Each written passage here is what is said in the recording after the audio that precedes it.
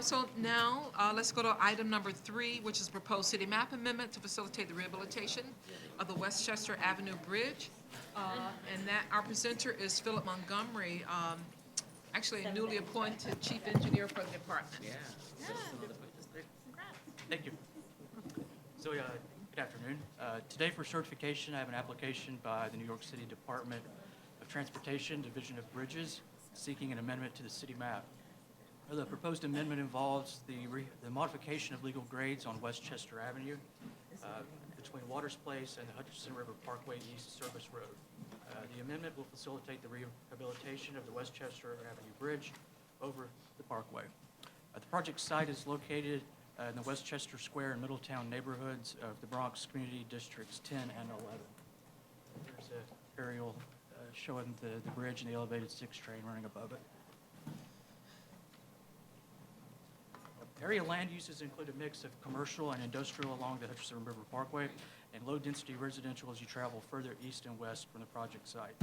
Nearby notable locations include the Samuel H. Young Park there that houses the Pelham Bay Little League Park. PS 721 is right here. Bronx campus of Mercy College is here, and this is an MTA transit facility here.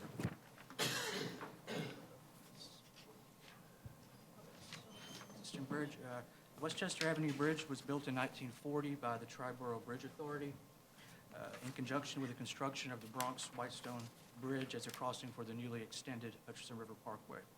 The major substandard feature of the bridge is the lack of sufficient vertical clearance between the parkway below and the structural girders of the bridge. The existing posted clearance of 10 feet 2 inches is far less than the 12-foot 6-inch minimum clearance required per AASHTO standards for parkways with passenger cars only. The bridge is the most struck bridge in New York City with 18 strikes in 2014, 13 strikes in both 2015 and 16. Several of the girders have been impacted and damaged by errant trucks entering the parkway. Think there's a problem there? Like I said, this one's straightforward. So here's this is the north side of the bridge looking south. This is the south side looking north. This is an air truck that enters the parkway.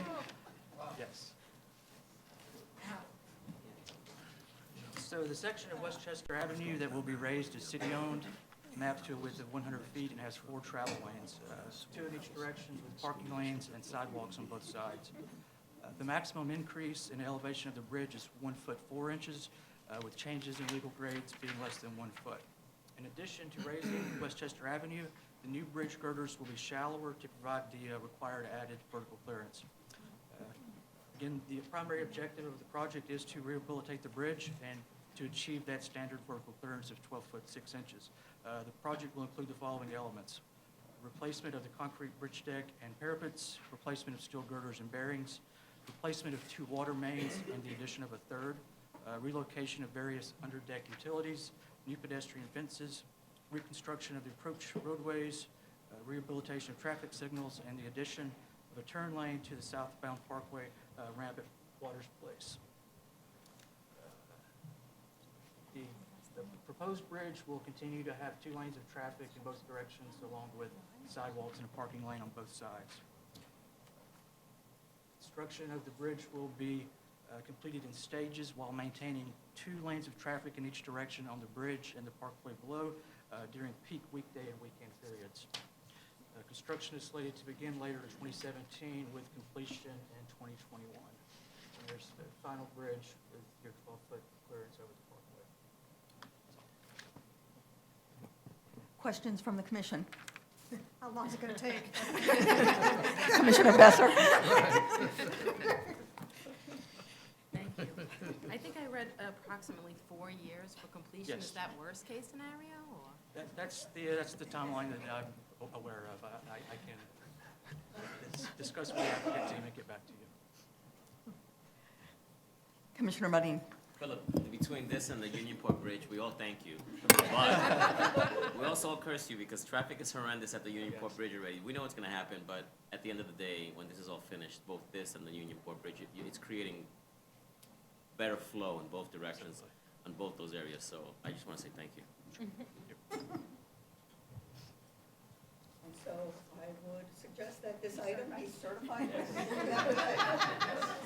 Or another one. Euler on this one. Okay, so let's now go to item number 4, page 152, proposed zoning map and zoning text amendments regarding the Staten Island East Shore Special Coastal Risk District. We'll have 3 presenters today, including Michael Morella, who's the director of our waterfront division. We have Lynn Garcia-Duran, director of the Staten Island office, and we'll be introducing Trevor Johnson, who is making his very first presentation before the commission today. Thank you, Commissioners. I applaud your stamina. So today we're here to discuss the East Shore Buyout Area Special Coastal Risk District and rezoning. This is additional work from our resiliency efforts, our climate resiliency efforts. And I'll be giving the intro to the presentation. Len Garcia-Duran will be presenting next, followed by Trevor, who will go into the meat of the substance. To begin, as you recall from my previous presentations to the Commission, the department's efforts are very much in line with the overall approach of climate resiliency spelled out in 1 NYC. And there's a 4-pronged approach that 1 NYC lays out: coastal defenses, upgrading our buildings, protecting our infrastructure, and making certain that residents and businesses are prepared. As part of the work of the Department of City Planning, our effort focuses on mainly, but not exclusively, on buildings, and making sure that buildings are designed to be withstand and recover from flooding, given that zoning is our primary tool. As the Commission likely remembers, we have done quite a bit on resiliency already. Starting shortly after Hurricane Sandy, the Commission passed the flood text in 2013. This was a temporary measure to make certain that buildings that were being repaired or rebuilt or built new after Hurricane Sandy were able to do so and be built to FEMA's latest standards without incurring any penalty within zoning, whether it be height or FAR. That was followed in 2015 by the special regulations for neighborhood recovery that was done to expedite recovery, primarily using some of the requirements associated with documentation of buildings. And now we're at the point where we are progressing with 2 local area rezonings. The Hamilton Beach and Broad Channel projects, which were certified by the Commission 2 months ago and are now in public review. I'm happy to report that those 2 projects received positive votes by the community boards. And today we're here to talk about the state buyout areas in Staten Island, which is a similar project in many ways.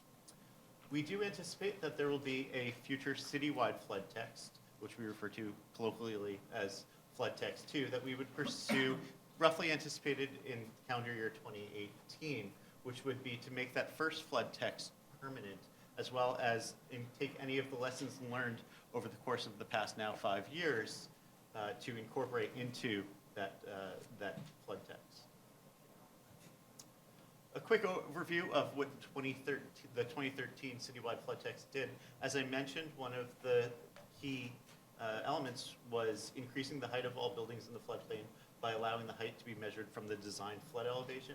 In some cases, a higher reference point than what was previously allowed. This was essential to allowing buildings to be built to the new FEMA requirements that came out shortly after Hurricane Sandy. Similarly, allowing floor areas to be discounted, the floor area space that would be lost in order to become in compliance with the latest standards. That includes raised entryways, mechanical spaces, and flood-proofed areas. Also looking at other elements such as mechanical systems, parking, ground floor uses, and streetscape. I won't go into all of that today. Simultaneous to the work that we've done over the past several years has been the series of resilient neighborhood studies. These are 10 separate neighborhood studies that were done by led by the Department of City Planning in conjunction with many other city and agencies. And these were to identify neighborhood-specific strategies, including zoning and land use, to support the vitality and the resiliency of these communities in the floodplain and prepare them for future storms. The recommendations were formed through extensive community outreach, including local zoning changes and changes that could be incorporated into the future citywide zoning text. And that last part is quite important. Let me emphasize that again, is that the number of these studies are going to be informing what will ultimately be wrapped into as part of flood text 2, that future flood text. Today we'll be talking about the East Shore of Staten Island, where we recently completed the study and issued the report, a copy of which was put into your packages. Through all of this work, we have developed what we refer to as the approach to future zoning and land use strategies as a spectrum of approaches. And you could also think of this in some ways as a bell curve for development in the city's floodplain. The vast majority of the city's floodplain, and I should mention that we have roughly 71,500 buildings and 400,000 residents living in today's floodplain. And with a floodplain of that size, it's important to recognize that we have to focus some of our efforts on making certain that that building stock that already exists can become resilient. And that focus is on accommodating that the redevelopment, adjusting zoning to allow buildings to retrofit by providing flexibility and removing obstacles to resiliency investments. On the right-hand side of this spectrum is encouraging construction of new development to be built to higher higher standards of flood protection. And this is appropriate where in those areas of the flood zone where there are a plethora of other planning rationale that goes along with the resiliency needs to increase density. But on the left-hand side of the spectrum is limiting, where zoning and other tools should be used to limit exposure to damage and disruption by limiting the density of future development. And that's very much the focus today when we're talking about the East Shore, portions of the East Shore of Staten Island, I should say. And again, thinking of this as a bell curve where the vast majority is in accommodating, but in certain circumstances, encouraging is appropriate, and in other circumstances, limiting is appropriate. But with that, let me turn it over to Len to talk about the work that we've done on Staten Island thus far on the East Shore. Thank you, Michael, and good afternoon.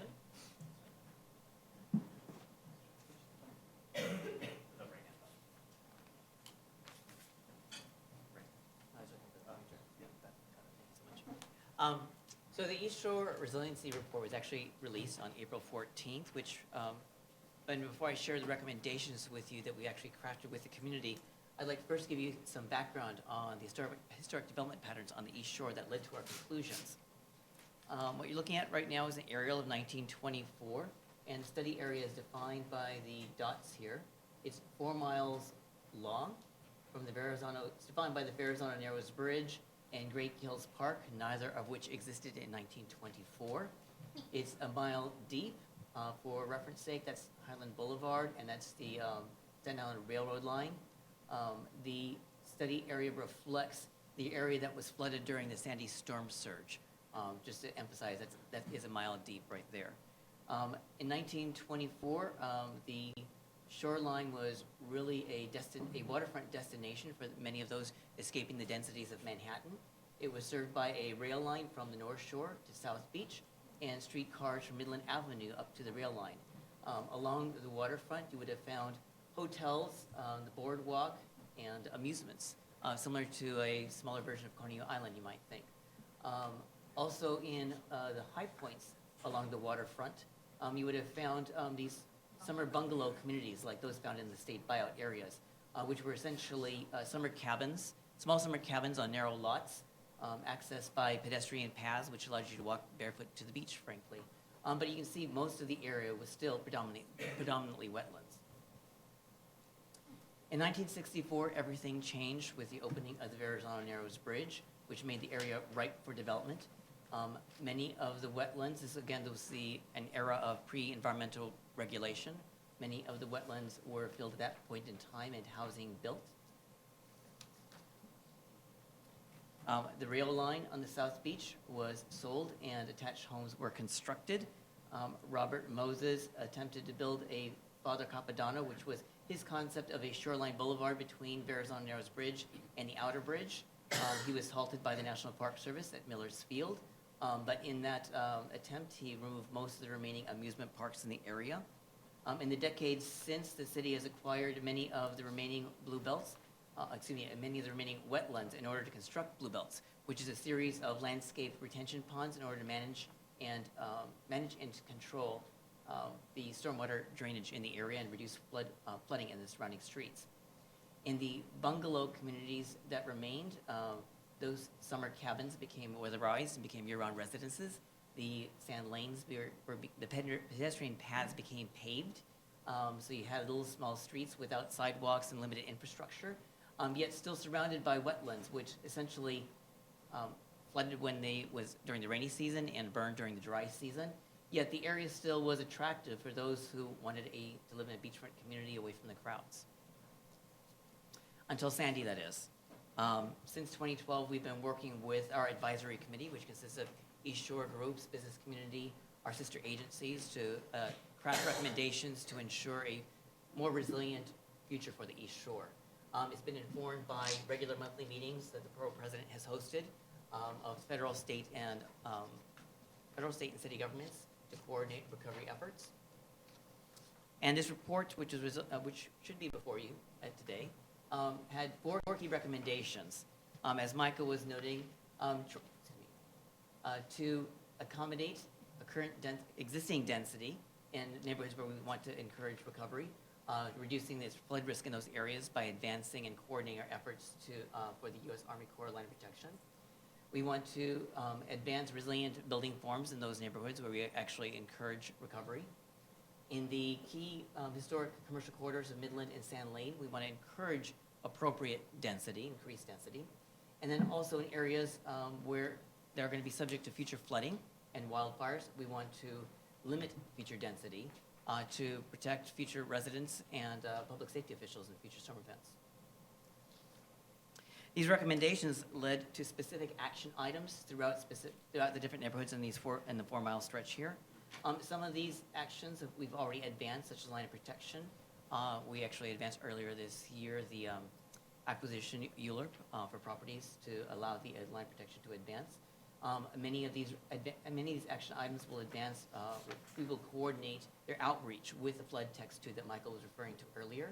And then later in this presentation, Trevor will actually walk you through the action items that we have identified for the state buyout areas.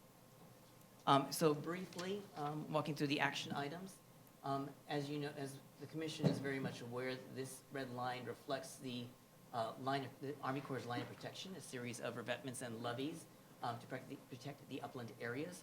We've advanced one ULURP action already, but there will be several rounds of future ULURP actions, which we'll be discussing with you in the future when they are ready.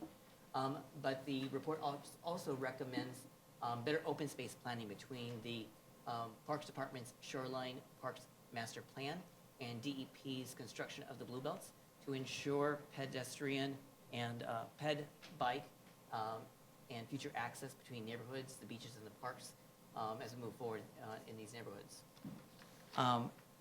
In the neighborhoods where we actually encouraging recovery and redevelopment, we found shortly after Sandy that the existing yard rules resulted in what we call these candlestick homes due to the narrow lots that existed in these areas. I think pretty much everybody agreed that this was an inappropriate development form and we did not want to encourage it. In 2015, we adopted interim rules which allowed the cottage envelope, which allowed a better typology that matches the existing surrounding development. The report recommends that this building typology become permanent and it be extended to 2-family or semi-homes. This will be advanced as part of the outreach efforts for flood text 2. In neighborhoods where you've got narrow lots on very narrow streets that are outside of the state buyout areas, specifically the New York Beach area, the report recommends that we should be restricting development to single-family homes. This will also advance, the outreach will advance as part of flood text 2. And then historic commercial corridors of Midland Avenue and Sand Lane, in order to encourage a more appropriate building typology and additional density that would support the local business community and the surrounding neighborhoods, we would work with the community to identify an appropriate rezoning. and work with the Parks Department to encourage that these become gateways to the key waterfront destinations that the Parks Department sees along the beach. This is an example of the building form that our advisory committee supported. It demonstrates 2 to 3 floors of residential over retail, parking tucked behind, which results sort of like a main street feel that we'd find in many beachfront communities throughout, in many beachfront communities. But the rules today in these neighborhoods either make this impossible, either make it very difficult or impossible to actually construct this building type today. With that, I am going to throw it to Trevor to actually walk you through the action items for the state buyout areas specifically. Thank you, Len, and good afternoon to the commission. We're almost there. I'll try to get you the necessary details as expeditiously as I possibly can. So what I'm going to do is talk about the recommendations that were informed by our Resilient Neighborhood Study on the East Shore relating to the New York State buyout areas. I'll begin by giving some necessary background on those areas and the New York State buyout program, and then walk through the recommendations and goals for the buyout areas, and then the actions required to implement those goals. So pictured here are the New York State buyout areas on the on the, no, that's not right either. There we go. On the north and east here is the Ocean Breeze State buyout area. Just to the south and west of that is the Grand Beach State buyout area.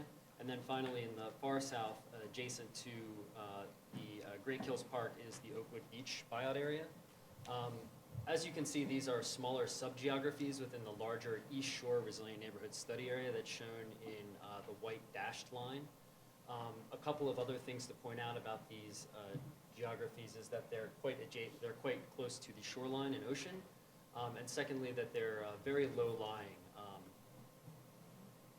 And related to that low-lyingness is the extent of mapped freshwater wetlands that exist within the areas. These wetlands are regulated by the New York State Department of Environmental Conservation and are largely conterminous or overlapping with DEP's Blue Belt system, planned and ongoing Blue Belt system that Len mentioned a little bit earlier, but which essentially takes advantage of natural topography and selective enhancements to the natural drainage system to bring water from the upland to the ocean. So as background to the New York State buyout program, this was a program that was created shortly after Hurricane Sandy with the goal of reducing risk on the East Shore. It was, the areas were designated on the basis of significant flood risk, as well as the majority of homeowners' desire to depart these areas. And the long-term plan is to convert the geographies to passive open space through a deed restriction such that they could perform as buffers to flooding in the future. Eligible homes were purchased at pre-storm value. Homes and vacant land were eligible for acquisition from the state, but commercial properties, existing commercial properties were not eligible for acquisition. As I mentioned before, the post-acquisition use is restricted to open space, and the program is voluntary. So moving forward, there will be some homeowners and property owners who have opted not to take the state's offer of acquisition, and they will remain in the buyout areas over time.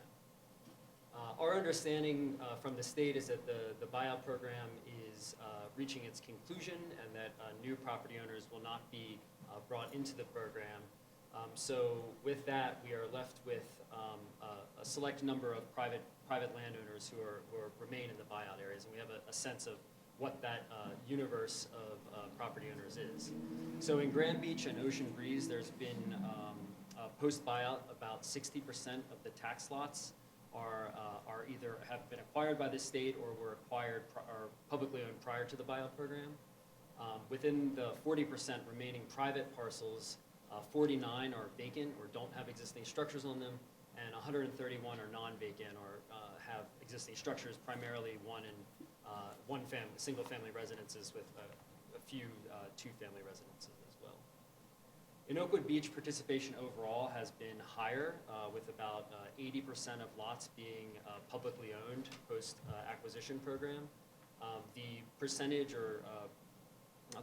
of properties that remain in private ownership that are vacant is higher than in Grand Beach and Ocean Breeze. So there are 86 vacant properties remaining and 31 non-vacant. These images are meant to give you a sense of what the sort of prevailing character of these areas are after the buyout.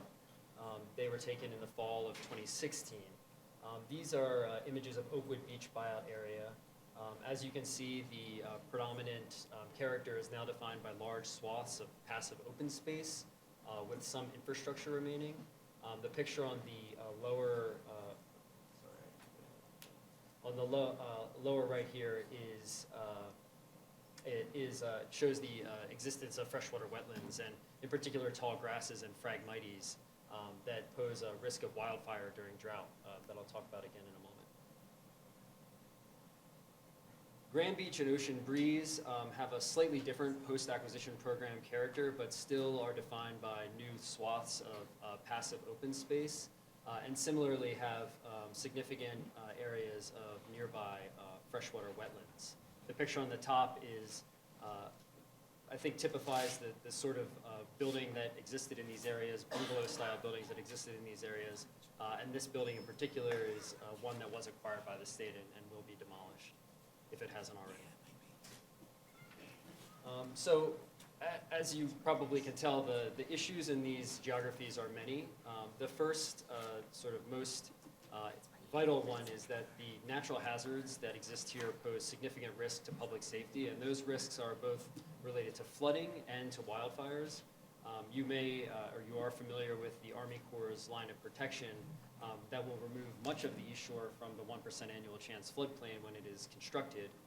However, these areas are so low-lying and adjacent to wetlands that they'll remain in what's called the residual 1% annual chance floodplain, and that's due to water that will collect behind the line of protection during a heavy rain event. The second issue is that continued development or intensified density in these areas could impair the function of the freshwater wetlands, which are very important ecological resources.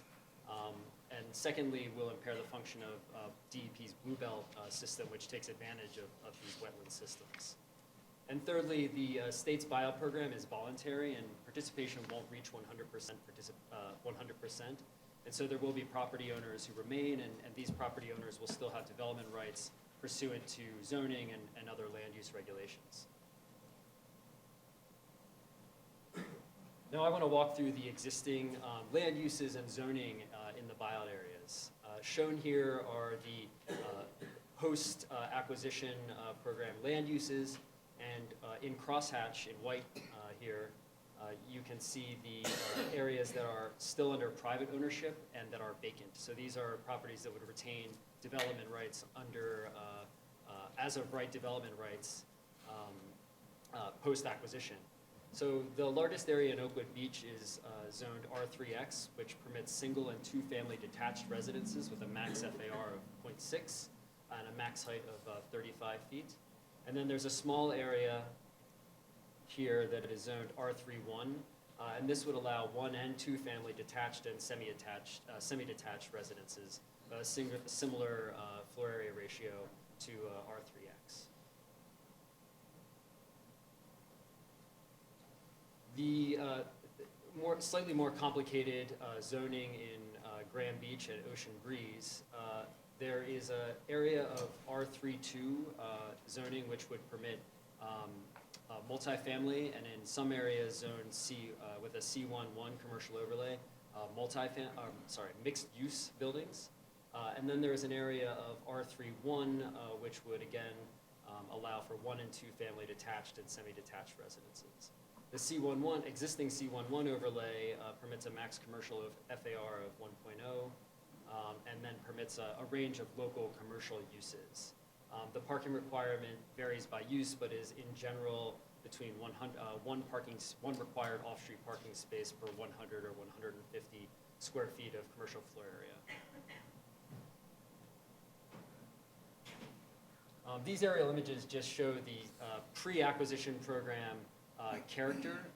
You can see here there are vast areas that are wetlands and largely undevelopable and significant environmental or ecological resources. The other thing to point out here is just how closely clustered a lot of the development is. Much of the housing in these areas prior to Sandy was built prior to the creation of modern flood-resilient construction techniques or standards. And so that was a major reason why there was such significant devastation in these areas as a result of Hurricane Sandy, including a number of lives lost. So with that background and context, let me walk through our proposal for the buyout areas. So we have three goals that were again informed through the extensive outreach that we did through the East Shore Resilient Neighborhoods work over the past 3 or so years. The first two goals relate to our action for a special coastal risk district. So the first goal is first and foremost to align the local zoning regulations with the long-term vision for the buyout areas that has been created through New York State's buyout program. Current zoning would permit a level of density that is not in keeping with the long-term goals or plans for these areas. The second goal is to reduce risk to public safety by limiting future residential density in these areas that are vulnerable to flooding and other natural hazards, while at the same time ensuring that any development that does occur undergoes sufficient review to assess and evaluate its impacts on ecological resources and other plans for the area. And so the action before the commission today to implement these two goals is the creation of a special coastal risk district, and in particular the East Shore sub-district of the special coastal risk district. You recall in late February we brought forth the proposal for a special coastal risk district in South Queens, and these text amendments are currently undergoing public review. This proposal also creates the special coastal risk district, but if each proposal is approved in the end, this will be reconciled in the final text. The third goal relates to specifically the commercial area in Graham Beach. There we are looking to align the commercial overlay with existing uses and building character while providing relief from high off-street parking requirements that may inhibit reconstruction in the event of a future flood. And so our action to implement this goal is to change the existing C11 overlay, reduce its extent, and to reestablish it as a C13 commercial overlay, which permits the same range of uses but lessens the parking requirement. So to walk through the East Shore subdistrict of the Special Coastal Risk District, the proposed subdistrict would firstly limit all new development to single-family detached residences. And this would be, again, with the idea of reducing future residential density in these areas. The second provision or aspect of the East Shore subdistrict would be that it would create a new CPC authorization for any new development or horizontal enlargement. In addition to that, there would be a prohibition on community facilities with overnight sleeping accommodations, and then certain LDGMA-related restrictions on community facility uses would be applied consistently across the underlying zoning districts, and that's essentially just to ensure that there is a consistent approach to community facilities within the Special Coastal Risk Districts. Importantly, I do want to stress that any building that was damaged by Sandy and that is still in the process of rebuilding would be able to do so as of right, and also any retrofits or elevations to existing building would be able to occur as of right. The maps here show the extent of the Special Coastal Risk District, which doesn't include the proposed C13 overlay that I'll talk about in a moment. So you have the findings for the CPC authorization in your briefing packages, but I want to provide a high-level summary here, just so it's out there. And the authorization treats proposals for one residence and 2 or more residences somewhat differently. For one new resident, one new residences, and again, this would be a single-family detached residence, the CPC would need to find that the proposed development minimizes potential impacts on natural drainage, open spaces, wetland areas, and the commission would have the ability to modify bulk rules except for FAR in order to allow for additional buffering from wetlands. So that would be largely reducing yard requirements such that a building could move on its lot and be further buffered from nearby wetlands. Secondly, the proposed development would be located on an improved street that also serves other existing residences to minimize the need for new substantial infrastructure investment in these areas. And thirdly, the proposed development would minimize risk to public safety to the extent practical by pursuing measures to reduce natural hazards, including from flooding and wildfires. A proposal for more than one residence would have to first demonstrate that it's more than one residence on a zoning lot, I should say, would have to demonstrate that the number of residential units permitted has been calculated on the basis of 9,500 square feet of lot area per residence. And that lot area calculation would exclude delineated wetland area. And that's a measure to ensure alignment between the state's state environmental conservation agencies' regulations around wetland conservation and our zoning regulations. Then, once the maximum number of residential units has been calculated, the applicant would submit to the Department of City Planning and to the City Planning Commission a superior site plan that configures the permitted residential units in a way that achieves a superior site plan. And that superior site plan would meet findings related to preserving wetlands, minimizing the needs for new roads and infrastructure, and for being consistent with the surrounding character in the area. All EAS was prepared for this proposal. Any proposal for one single-family detached residence would be considered type 2 for the purposes of environmental review, but a proposal for 2 or more single-family residences on an existing zoning lot would be subject to an environmental assessment. So our proposal for the commercial area of Grand Beach is again to reduce the size of the existing C11 overlay to the frontage of Father Capitanno Boulevard to match existing uses and to reestablish it as a C13. These are 3 images of existing commercial establishments in Grand Beach. And these were uses that the Community Advisory Committee from the East Shore Study, as well as other stakeholders, have expressed an interest in maintaining in this area. And in addition, this land actually is sort of higher in elevation than the area just directly adjacent to it. And Father Capitanno is a major thoroughfare and a piece of infrastructure that is appropriate for continued commercial uses in this location. And so again, our proposal is to reduce the size of the C11 overlay and to reestablish it as a C13 overlay. This would be mapped to align with the existing uses and to permit the same range of local retail and service uses that are of interest to the community, while reducing the sort of burdensome parking requirements that may have prohibited rebuilding if these buildings were substantially damaged in the future. And again, the commercial properties were not eligible for acquisition through the state's buyout program, so there was really no other avenue for these property owners.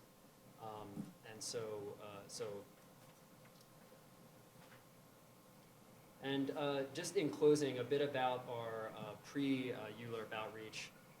Again, this is in addition to a lot of outreach that happened through the East Shore Resilient Neighborhoods study, but we took this proposal that you've just seen to the borough president and council member in February.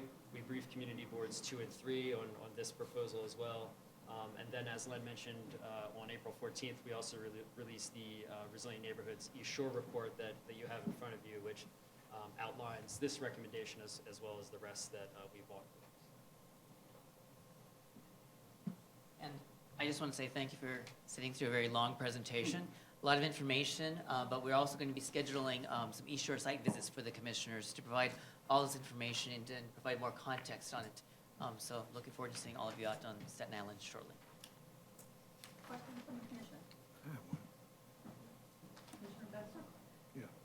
Commissioner Sirlo? Thank you so much for this. I guess I have two immediate questions come to mind. Just trying to grapple with the relationship between this proposal, and I do want to say it's sort of commendable about how this was all developed in consultation and everybody working together in the community, but I want to understand the relationship between what we did recently with the line of protection and this, because the geography is not that different. Although obviously different, there's a, the line of protection was the sort of creation of the levee and the berm along the beach and the waterfront.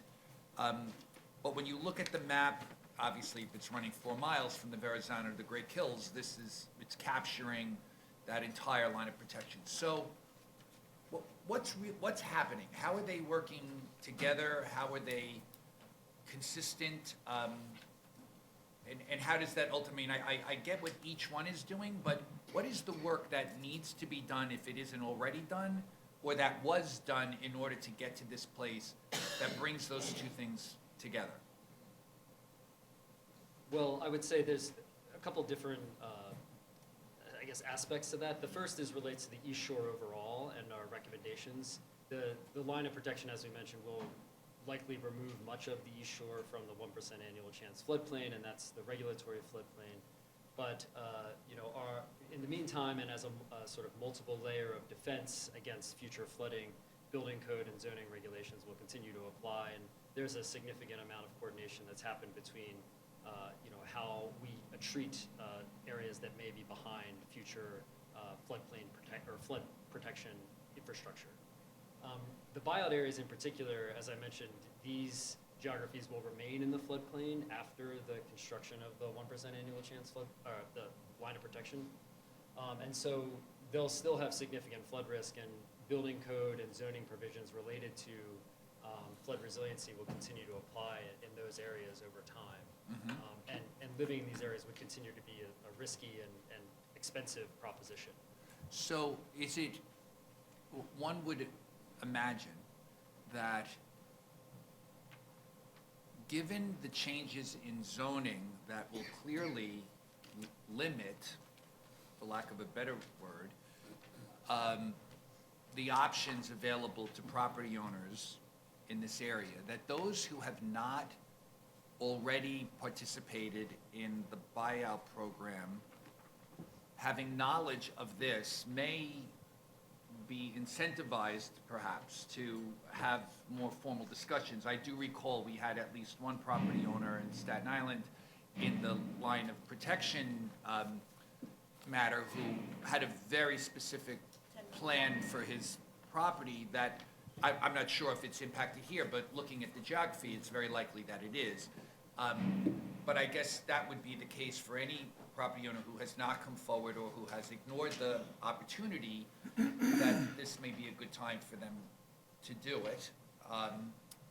So that's an interesting reality check for people. And I guess my final thought at the moment is, once this proceeds and is enacted, have we done a review, and this may not even be, there may not be an affirmative answer to this at this point, but do we know what the population of potential non-conforming properties may exist in this area once these changes occur? And I'm assuming they become legal non-conforming and that their status is not illegal, but are those property owners aware of the potential status change in their property on top of all the other risks that they're dealing with just by owning property in this area? Yeah, there's very few non-conforming properties, less than 5. Yeah. Most of the existing uses in these areas are residential and single-family residential properties. There's no commercial properties that exist, or very few commercial properties that exist outside of the commercial overlay in Grand Beach. And again, most of the existing buildings are single-family residences already. So. Okay. But in the case where there may be some, are we aware of whether or not the owners have been made aware of that, or are we just relying on the world, having to know what's going on in your neighborhood kind of thing? Yeah, I mean, I would say probably more the latter. I mean, we'll be conducting the outreach through the ULURP process, and so would hope to touch some of those homeowners through that process as much as possible. I'm sure that would be very helpful. Yeah, I would also note that our outreach efforts since Sandy have been extensive. Many meetings with community board and making sure that they are aware, reporting in the advance on those efforts. Yes. Working with all the elected officials in these areas, working attending the monthly Borough President's Task Force meetings, which includes civic groups who are working actively in these neighborhoods. So we've been trying to be as open and transparent as possible. I'm sure there are maybe individual property owners who have been so involved in their own recovery that they may not be aware, but we're doing the best we can. Thank you.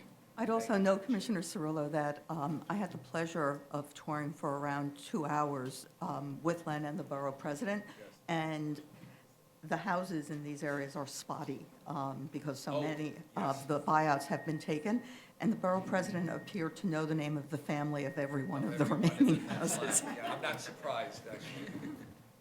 Thank you so much, thank you.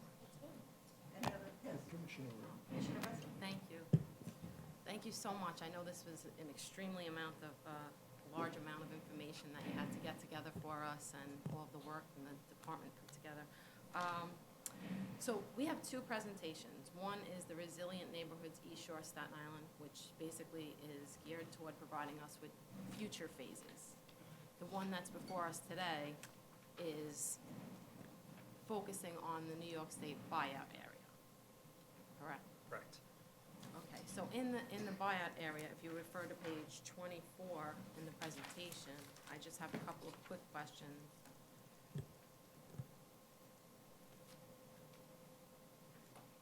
Is this the correct slide? Yes. So the focus is to limit future development in these areas in an effort to protect the residents. Of the owners who chose to remain and not, take the buyout, and you may have answered part of my question on another slide, but are there adjacent vacant lots, or any adjacent lots owned by the same owner? And have any of those lots or other lots transferred ownership since Storm Sandy? You don't have to answer me now, but those are just questions that I just like to get the answer. Sure, yeah, we've analyzed existing, or our best approximation of existing zoning lots as well. These figures here are based on tax lots, but we also have analyzed zoning lots as well, but we can continue to address that concern. Okay, thank you. Vice Chair. Thank you. Is there a time limit to the buyout program? Is it a point at which it ends? Our understanding at this time is that it is reaching its conclusion, and that there are no additional offers being made except in instances of hardship. There are some homeowners that we understand from the state that are still in process with them, and it's unclear, whether they will ultimately close with the state or not. But we don't have a hard and fast deadline for when the program might finally be closed.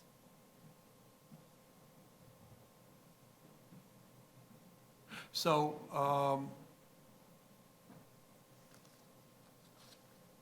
well, during its existence, a homeowner is free to, of course, sell a property to another owner, right? Yes.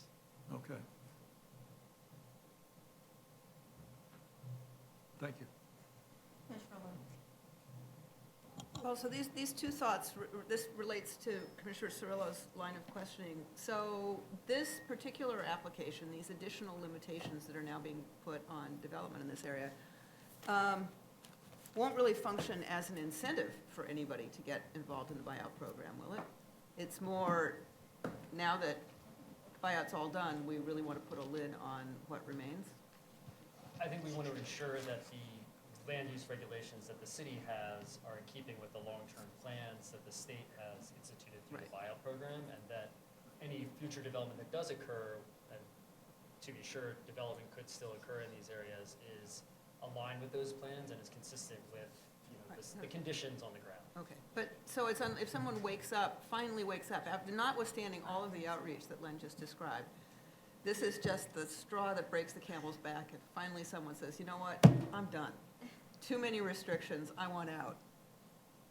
That's not possible. I would note that, as you noted, the Borough President hosts a monthly task force meeting that brings together state, city, and federal officials on an ongoing basis for recovery efforts.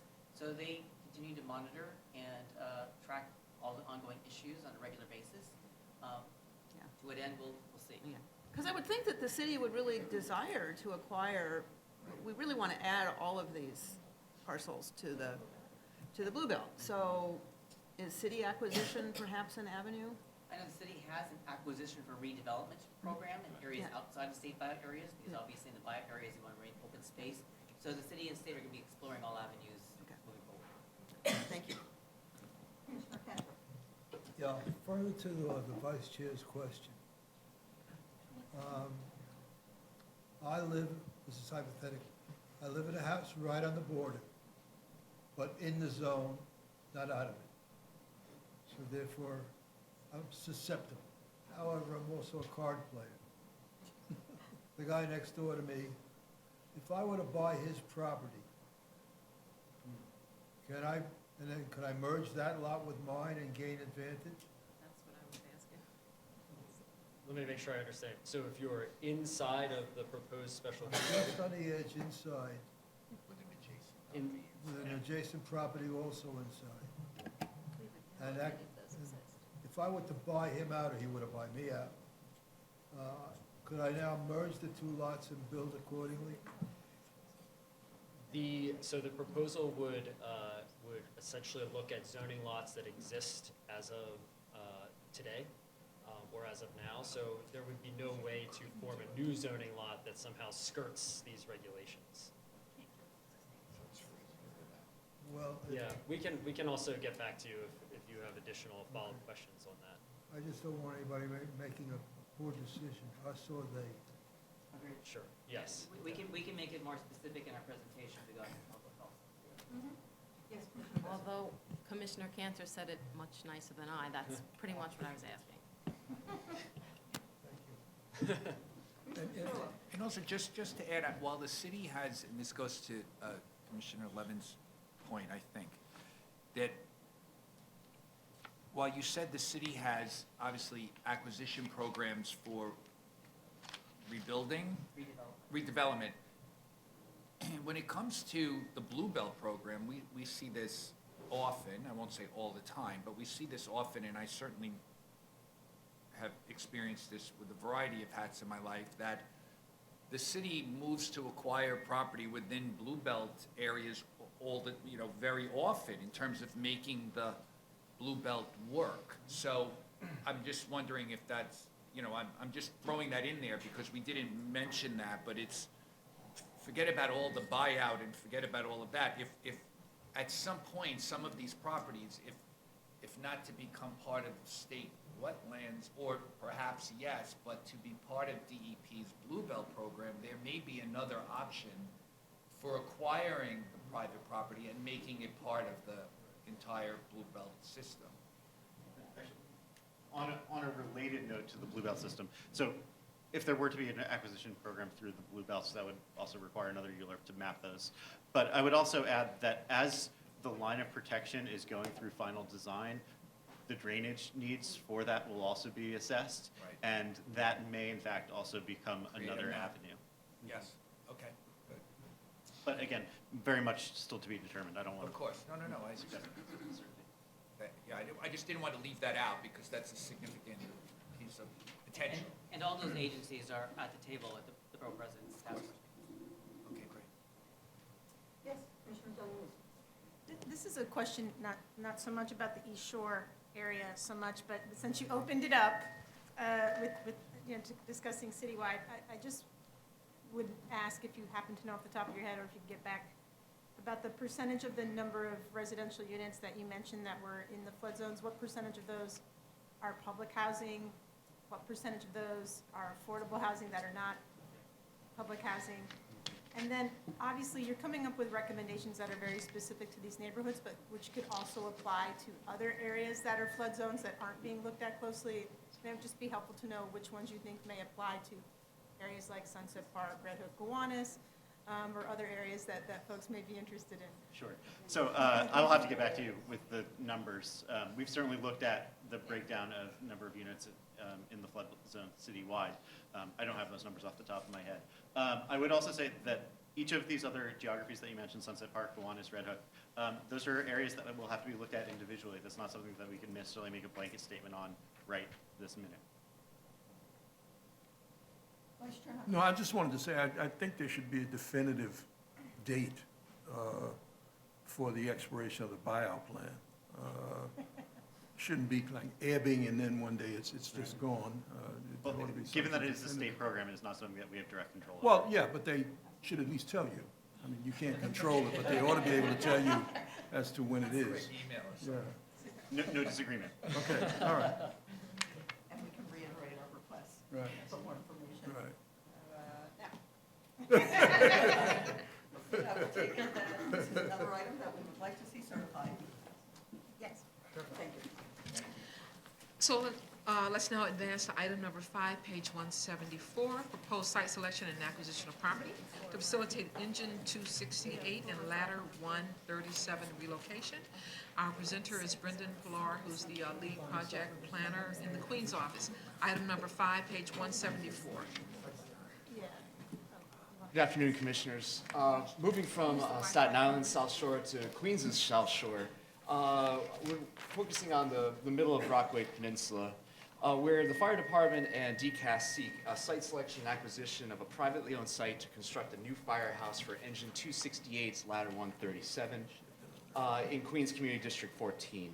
The project area is located approximately 200 feet north of the current firehouse, which is over 100 years old and, according to the fire department, past its useful life as a firehouse. I have never, I'm not 15 years, so 3. The current Engine 268 Ladder 137 firehouse is located on Beach 116th Street in Rockaway Park. Rockaway Park is a lower density residential neighborhood located in the middle of Rockaway Peninsula.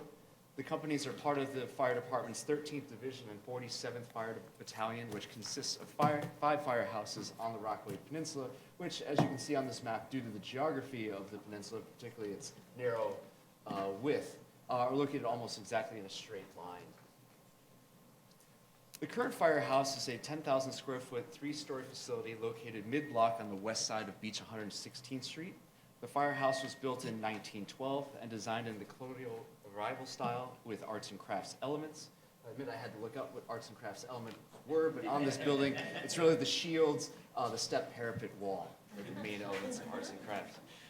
Because of these fine elements of the firehouse, it was designated a New York City landmark in 2013. In 2014, the fire department directed its architectural and engineer consultant to perform a condition survey on the firehouse. The consultant found that the firehouse had experienced significant water infiltration over time and during Hurricane Sandy, resulting in damage to the perimeter walls, structural support systems, and interior ceilings. Sheer cracks were found in the existing brick walls as well as in the terracotta cornice and trim. The consultants also found that past intervention work was no longer providing effective mitigation. Due to these problems, the fire department requested and received capital budget new needs funding from OMB in fiscal year 2016 to replace this facility.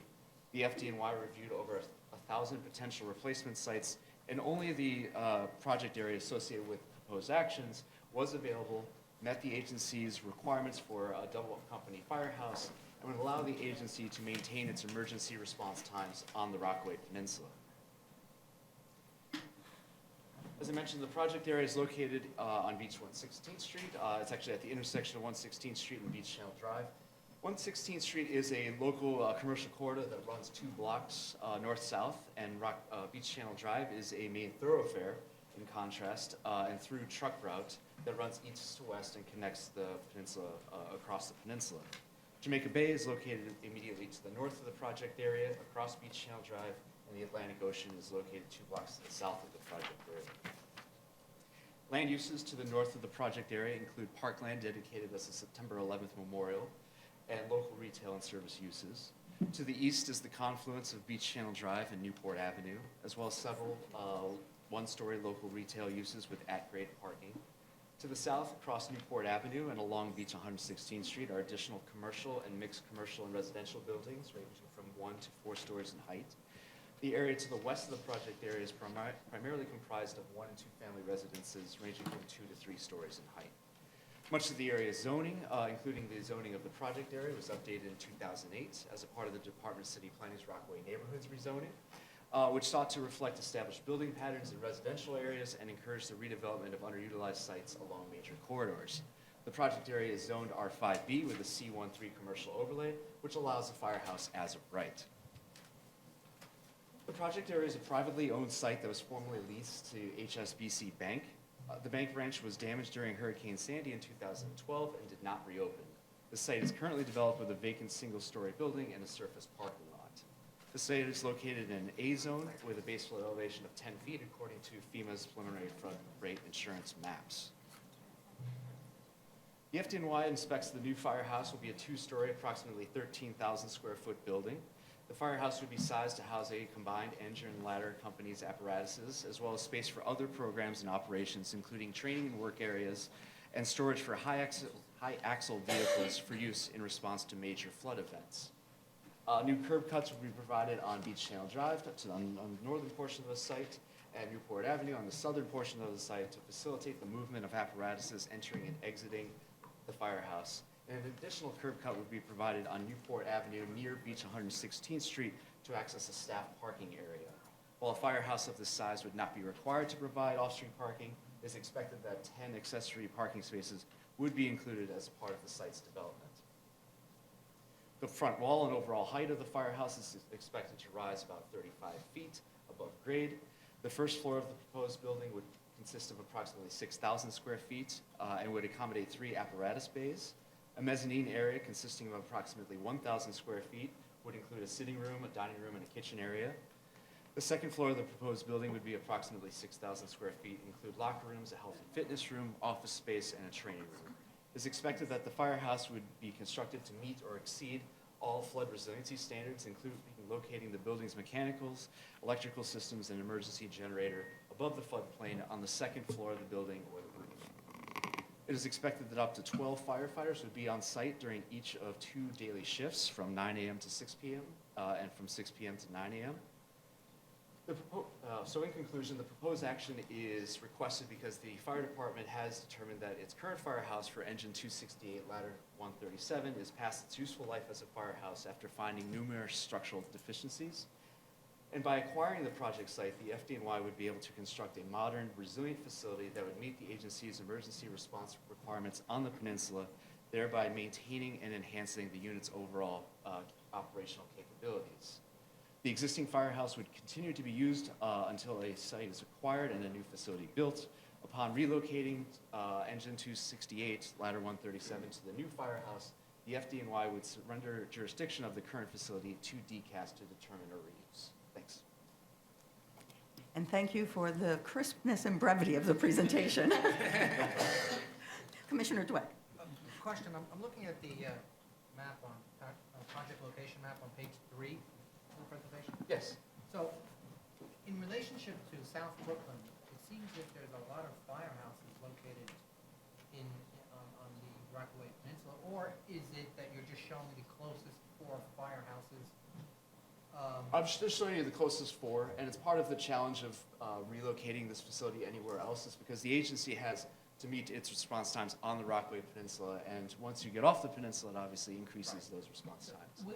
Without this firehouse, can the agency meet its response times? No, It cannot, definitively, no. they cannot. Right. That's why they're not even, they had actually evaluated renovating the existing facility, but one of the issues with that is they would still have to relocate this current firehouse until the old facility would be renovated, and that would again affect their response times on the peninsula with that relocation. So the existing firehouse would stay in operation until a new facility is built. Thank you. Commissioner Fenton. Has DCAS looked at other emergency entities such as EMS and other things that might be needed in this area, considering it's highly prone to emergencies, that might relocate as part of this This firehouse is a double renovation? occupancy fire company. It has the engine truck, the pumper truck, and the ladder. There are triple occupancy firehouses on the Rockaway Peninsula. The one in Far Rockaway and the one in Edgemere also has EMS services that operate through that.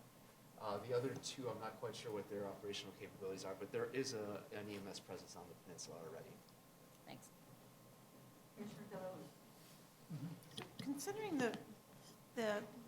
you addressed how the property would try to take into account resiliency factors, but I'm just wondering, considering the equipment, is the equipment going to be higher?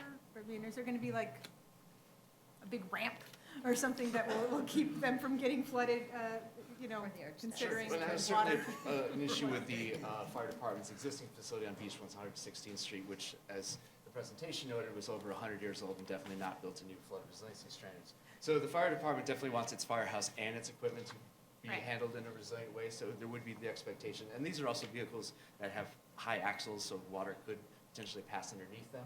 But there is going to be attention to protecting not only the building itself, but what's inside of it as well. Okay, great. Those are expensive equipment.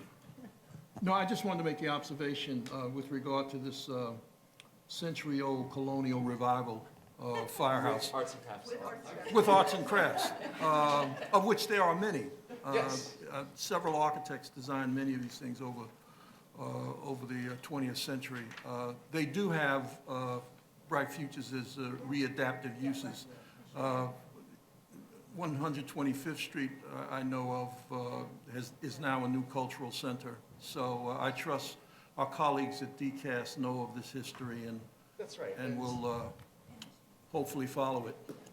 In 2012, some of the commissioners may remember the firehouse on Beach 59th Street. The Right. fire companies had already been relocated, and there was a disposition for a community organization to come and occupy that building, and they've actually just opened up, and it's a fantastic facility, so there would be definitely that engagement. Right. Other questions? Okay, the application is certified.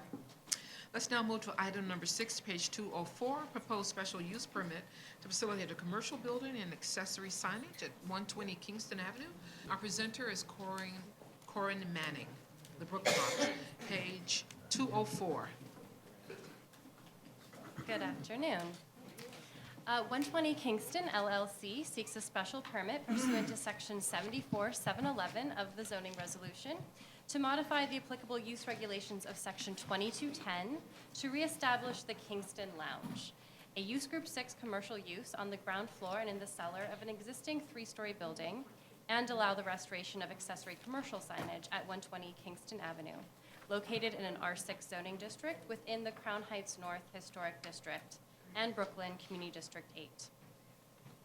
The Kingston Lounge was a renowned jazz club which opened in 1944 and occupied the ground floor and cellar of the existing building located at the proposed development site. During the 1980s, the club, as well as the apartments above, began to fall into disrepair, and by 2001, the building was vacant. The proposed project site is located within the Crown Heights North Historic District, approved by the Landmark Preservation Commission in 2007. The existing building located at the proposed development site is a Renaissance Revival style flats building built around 1900 with a streamlined style storefront added in the mid-20th century.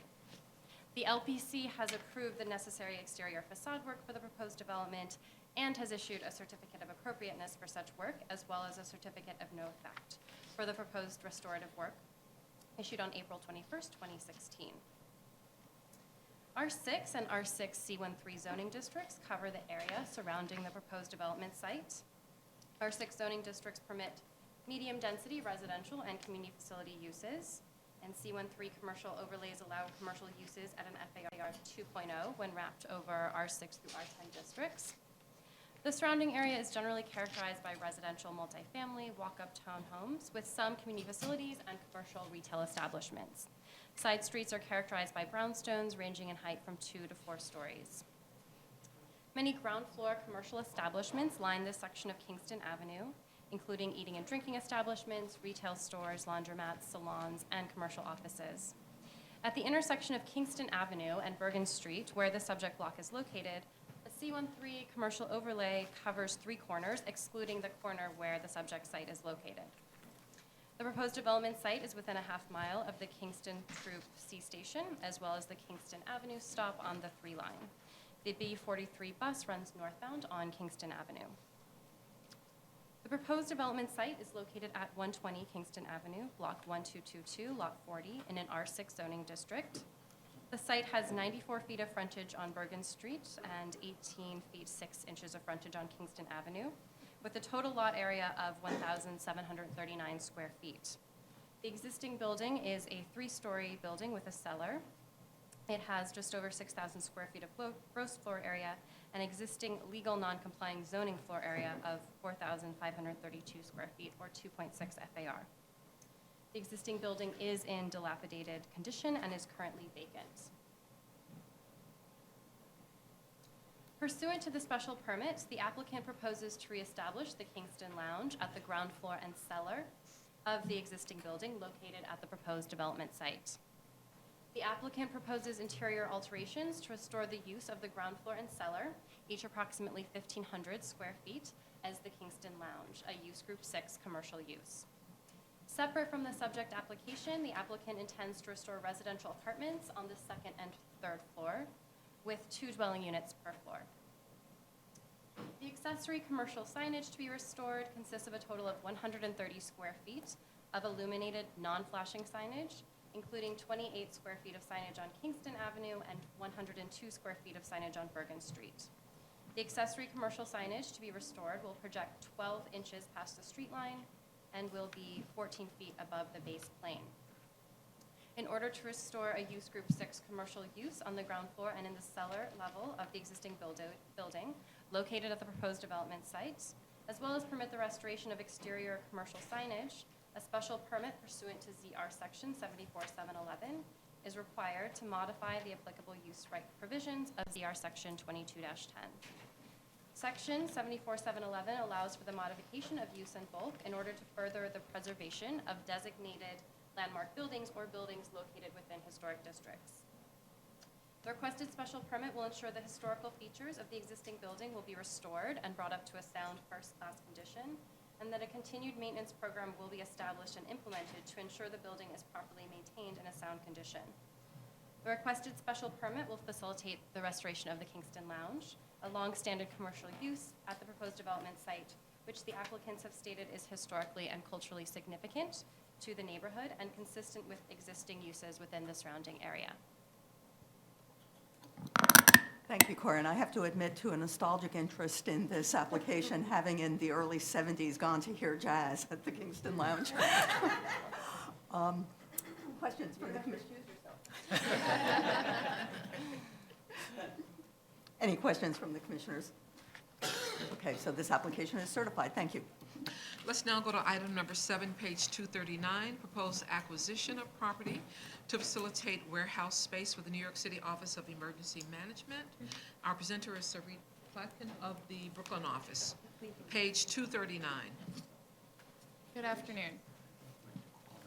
The applicants, New York City Emergency Management and the Department of Citywide Administrative Services, propose to acquire approximately 207,000 square feet of warehouse space located at 930 Flushing Avenue to facilitate expanded use of space for storage and backup emergency operations.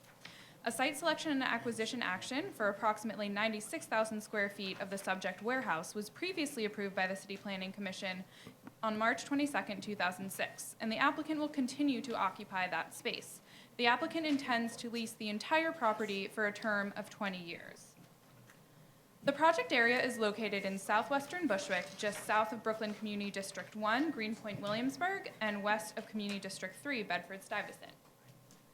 The site is within an M12 zoning district. The as-of-right maximum industrial and commercial FAR is 2.0. Surrounding zoning districts include M31, R6, R6A, and R7A. The surrounding area's built form is characterized by warehouses, attached row houses, multifamily buildings, and mixed-use buildings ranging in height from 1 to 5 stories. The project was part of the 2013 Rheingold rezoning, a private application that rezoned 9 tax blocks from M11 to R6A and R7A to facilitate mixed-use development, and 1 tax block, the project site, from M31 to M12 to facilitate continued industrial use. Another recent acquisition in the project area includes 95 Evergreen Avenue, an acquisition of 160,000 square feet of office space for the Human Resources Administration, 2 blocks east of the project site, approved by the City Planning Commission in April 2017. The project area is well served by transit, including the JM and Z trains at Flushing Avenue and Myrtle Avenue, 0.4 miles south and southeast of the project site respectively, and the Morgan Avenue L station, 0.3 miles north of the project site. The project area is also served by the B60 bus line along Wilson Avenue and the B54 along Myrtle Avenue. Green Central Knoll Park is 1 block north of the project site. 930 Flushing Avenue is located on the east side of Flushing Avenue between Evergreen and Stanwyck Streets. It is an approximately 220,000 square foot entire block site improved with a 303,000 square foot two-story warehouse originally constructed in 1988 with public funds for a large apparel manufacturer, Mademoiselle Knitwear. The site also includes a 16,000 square foot outdoor parking area on the corner of Stanwyck and Flushing Avenues. There are 2 curb cuts in the parking lot, one on Flushing and one on Stanwyck Street. New York City Emergency Management and DCAS proposed to acquire approximately 207,000 square feet at 930 Flushing Avenue to facilitate expanded use of space for storage and backup emergency operations. New York City Emergency Management currently uses approximately 96,000 square feet of the space for storage of emergency vehicles, equipment, and supplies, as well as ancillary office space for training and ad hoc exercises. Once the additional 207,000 square feet is acquired, New York City Emergency Management will occupy the entire building, 303,000 square feet. The additional space, which is currently vacant, will be used for storing additional emergency vehicles and equipment, as well as building out a backup emergency operations center that would be available for use if the main emergency operations center at Cadman Plaza was unavailable for any reason. 930 Flushing Avenue is outside of the city's designated hurricane evacuation zones, making it a preferred location for emergency operations. In the event of an emergency, this location would serve all of New York City. The hours of operation will be 5:30 a.m. to 6 p.m. Monday through Friday, with extended hours in the event of an emergency. After the expansion, New York City Emergency Management will increase the number of employees working at the site from 7 to 10. In the event of an emergency, up to 250 employees would report to work on site. New York City Emergency Management is not planning any material changes to the building after acquisition. New York City Emergency Management and DCAS are seeking approval of an acquisition of 207,000 square feet of warehouse space located at 930 Flushing Avenue. The requested action would facilitate expanded use of the 930 Flushing Avenue warehouse by New York City Emergency Management for storage and backup emergency operations. Thank you. Questions from the commissioners? Okay, the application is certified. We're on a roll. Item number 8, page 257, proposed acquisition of property to facilitate continued use of the Albany Neighborhood Senior Center. Our presenter is Catherine Ferrara. We're on item number 8, page 257. Good afternoon. The applicants, New York City Department for the Aging and Department of Citywide Administrative Services, are seeking a public facilities acquisition in order to facilitate a lease renewal for continued use of the existing Albany Neighborhood Senior Center located in the Crown Heights neighborhood of Brooklyn's Community District 8. The center is located at 196 Albany Avenue on Block 1230, Lot 44, at the corner of Albany Avenue and Prospect Place in a district zoned R6.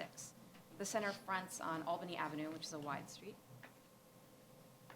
The surrounding land uses in the area are predominantly residential buildings, including row houses and multifamily buildings. The Albany Houses, a New York City Housing Authority community of 1,229 apartments over 9 13 to 14-story residential buildings, is located directly across the center on Albany Avenue. The site is situated within 2 blocks of 2 public park spaces, Bauer Park and St. John's Park. Other institutions in the area include Brooklyn Children's Museum and several public middle and high school campuses within 2 blocks of the site. The area is served by the B65 bus, which stops less than 2 blocks away at Bergen Street and Albany Avenue. The site's approximately 6 blocks away from the 3 train by way of the Kingston Avenue stop, and about 7 blocks away from the A and C trains at Kingston and Throop Avenue. The majority of the seniors using the facility, though, I'm to understand, live locally and walk to get there. Just for additional context, the Kingston Lounge building, which we heard earlier, at 120 Kingston Ave is located at Kingston and Bergen Street, just 2 blocks away from here. A colleague and I conducted a site visit on April 5th, 2017, and the photos you'll see are from that date. So the DIFTA Senior Center occupies approximately 18,732 square feet on the ground and cellar floors of the building at 196 Albany Avenue. The Senior Center has operated continuously at that space since 1972. The building is 4 stories tall with a total of approximately 49,308 square feet on a 10,430 square foot lot.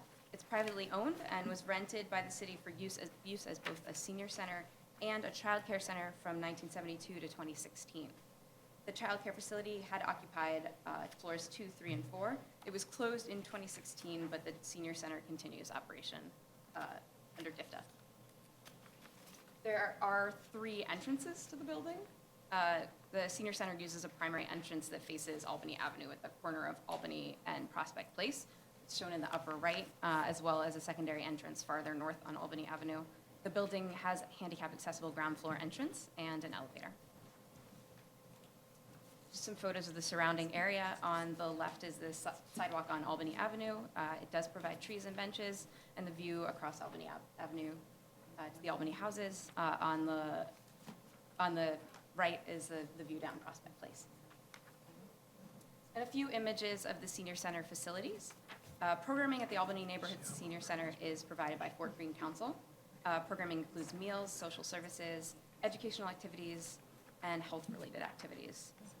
The ground floor and lower levels include a dining room that serves 80 to 100 meals Monday through Friday, and also rooms for games and meetings, a computer lab, and an exercise room. There are also art rooms and lessons provided, as well as a lounge area on the first floor. Additional space in the facility include offices, food storage, and supply storage.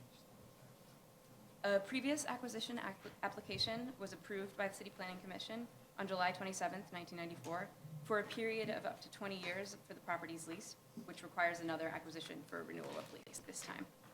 The most recent lease for this property expired in 2013, and the senior center facility has operated since then under license agreements. The applicants are now requesting approval for acquisition in order to execute a new lease, including terms for facilities renovations and repairs, and a scope of work that has been signed by the property owner, DIFTA and DCAST. Thank you. I'd be happy to take any questions. Questions from the commissioners? Commissioner Delahoo's. So is there no longer a daycare use? There is no longer a daycare use. Thank you. Other questions? Yes, Commissioner Efron. What is the proposed use for the additional space? I'm just to understand that the landlord's seeking tenants at this time. Okay, but given that it was previously a daycare center, it's completely separate space from the senior center. Yes, oh yeah, there's one shared entrance on Prospect Place, and that's the single entrance for the upper floors. But there's a door that isn't necessarily used very frequently to connect, but the senior center uses exclusively the doors on Albany Avenue. Okay. They're not shared uses, they don't share activities. Yes, Commissioner Besser. Access and elevator? The elevators in that space, yes. Other questions? Okay, the application is certified. Let's now move to item number 9, page 281, proposed authorization to modify planted areas within the Domino Sugar Site in Williamsburg, Brooklyn. Our presenter is Daphne Lundy, who's the lead project planner. Item number 9, page 281, Domino Flexible Field. Good afternoon. This is an application by Domino requesting a zoning authorization pursuant to section 62-822B to permit a reduction and replacement of lawn area and a concurrent chairperson zoning certification pursuant to section 62-811 showing compliance with the BK1 waterfront access plan.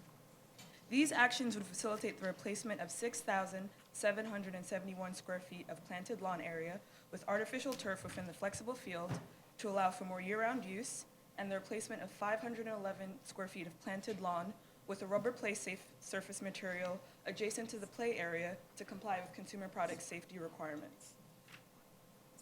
The proposed development site is located in the south side section of Williamsburg, Brooklyn. The surrounding areas generally consist of a mix of light industrial, office, residential, and ground floor retail uses. The areas immediately adjacent to the site are zoned with M31, M12R6, M14R6A, and M12R6B. In 2007, the Domino Refinery building was designated a New York City landmark. In June 2008, the building was approved for a certificate of appropriateness to adaptively reuse the refinery building with residential and community facility uses. In 2010, the Commission approved a series of actions to facilitate the redevelopment of the site with a mix of residential, commercial, and community facility uses. The site was rezoned from M31 to R8 C24 and C62 on the waterfront parcel, and R6 C24 on the upland parcel. Bulk regulations were modified consistent with a general large-scale plan, and there are modifications to the waterfront public access regulations. In 2014, the Commission approved modifications to bulk, use, and required planting area. The Domino Sugar large-scale plan consists of 3 separate zoning lots: a 9.8-acre waterfront parcel, a 1.56-acre parcel which contains the landmark refinery building, and a 1.3-acre upland parcel. The final parcel is currently under construction. Under the 2014 approved authorization, the applicant was to provide 54,569 square feet of planted area in connection with the Domino WPAA. With the proposed replacement of lawn area with artificial turf and play-safe material, the applicant would provide 47,287 square feet of planted area. According to the applicant, the artificial turf would provide an improved condition for the flexible field, where heavy use associated with organized team sports and other activities would likely cause significant wear and tear to planted lawn. The use of artificial turf would allow for more regular use of the field without the need for significant interruptions during portions of the year to allow for regrowth of grass lawn. The replacement of lawn in the play area with play-safe material would ensure that the area complies with Consumer Product Safety Commission requirements, which does not allow for grass lawn in newly constructed playgrounds. And I'll be happy to take questions. Questions from the commission? Commissioner Deleuze. Having remembered how much time we spent talking about this at the time that it first came, I'm just wondering, I believe there's some kind of working group that oversees the programming for the area. Do you know if they were consulted as part of this recommendation? That I'm not clear of. We could. I'll just respond to that. So the working group oversees Domino Square specifically and the programming of Domino Square. I see. But this will be referred out to the community board, and I'm sure we'll hear some comments then. Okay. Commissioner Cantor. Who's maintaining the facility? Who will maintain the turf? This is part of an agreement with Parks. So there's Parks will take that responsibility? there's a M&O, the developer would take care of it. So that's understood?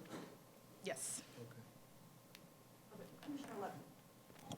So this doesn't involve any change of use, right? The gist is just to change what's underfoot Correct. in the spaces that are still going to be used as we always intended? Correct. Good. And on page 8 of your presentation, you show the planting plan area for the play-safe space. Mm-hmm. Are those trees in the circle, and will they remain part of the plan? They're little circles around the edge. Yes. Those are trees? Yes. And they'll still be trees? I believe so. In some cases, I know for the flexible field, there were trees along the perimeter, so they've constructed in such a way that the artificial material doesn't adversely impact. Strangle the trees? Right. So I think if there were trees in this, it would be a similar sort of condition. Okay. But so this proposal doesn't result in a reduction in the number of trees, Correct. just in the amount of grass? Right. Natural grass. If it's not natural, it's not Planted grass. natural grass. Maybe it's alternative grass. Any other, we're getting punchy with any other questions from the commission? Okay, then this item will be referred to the community board in 45 days. Thank you. Let's go to the Queensbury hearing application with respect to 7404 Northern Boulevard. It involves a zoning map and zoning text amendment, facilitated mixed-use commercial development and to map an inclusionary housing area. Back from Community Board and Borough President review, our presenter is Fred Lee of the Queen's Office. Item number 10, page 339. Good evening, Commissioners and Chair Lego. The applicant seeks a rezoning map amendment to change a block front lot in Northern Boulevard from C8-1 to C4-3. The proposed zoning map change would allow a proposed 8-story mixed-use retail, community facility, and office building having approximately 90,000 square feet of floor area with 219 parking spaces.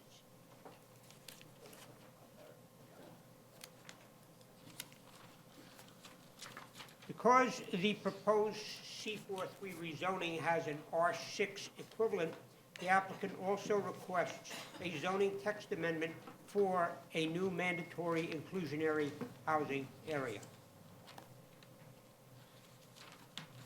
The rezoning area has an area of 20,000 square foot. It's a single block and lot. The applicant's lot and block fronts to the east of Northern Boulevard were zoned C8-1 pursuant to the enactment of the zoning resolution in 1961. Block fronts to the west of the rezoning area on Northern Boulevard have C1-2 and C2-2 overlays. These commercial overlays are developed with retail, fast food, and office uses. Development north and south of these commercial districts on Northern Boulevard is comprised of 1 and 2 multifamily attached residences that are zoned R4 to the north and R5 on the south. Further south and east of the rezoning area is an R7-1 district that is developed with 6-story elevator apartment buildings. Rezoning area located between 74th and 75th Streets on Northern Boulevard is comprised of 1 tax lot. Development of the lots behind the commercial development on Northern Boulevard are attached 2- and 3-story row houses. Subway service is provided by the R train with a stop at Broadway and 65th Street. Bus service on Northern Boulevard includes the Q66 bus and the QM3 express bus. The lot currently is developed with an enclosed car wash of approximately 10,000 square feet. Under the current zoning, C8-1, community facilities are allowed in addition to commercial uses, which include recreational and warehouse uses. C81 zoning allows a maximum of community facilities of 2.4 FAR and 1.0 for commercial uses. C4-3 zoning allows a maximum of 4.8 FAR for a community facility and 3.4 for commercial uses. The proposed building will have a 4.52 FAR with 90,000 square feet of floor area. A continuous unbuilt 8 feet wide rear yard or side yard is proposed with the zoning area meets the existing R5 district. The ground floor and cellar will be used for retail space. Currently, the applicant proposes 4 retail stores at the street level and a commercial loading bay for truck delivery. There is no setback required for 4 floors or 60 feet in the C43 district. Above that height, a 15-foot setback from the street line is required for Northern Boulevard and a 20-foot setback from 74th and 75th Streets. 5th through 8th floor will contain business offices that will be set back in the tower. The proposed building will be 83 feet in height, and this height is limited by the rezoning's area location within a designated flight path for LaGuardia Airport. Responding to concerns of homeowners in the R5 district south of the rezoning area, as per bulk and height of the proposed building, the applicant has proposed a facade treatment of brick arches and landscaping for the required continuous 8-foot side yard where the C43 districts meets the lower density residences.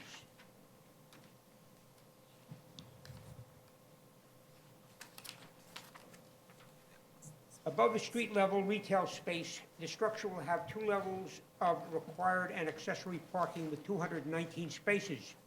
Subsequent to environmental review, mandating a forced air mechanical circulation system for parking spaces, the open areas illustrated in the facade of the 2 parking levels and the perspective will be eliminated.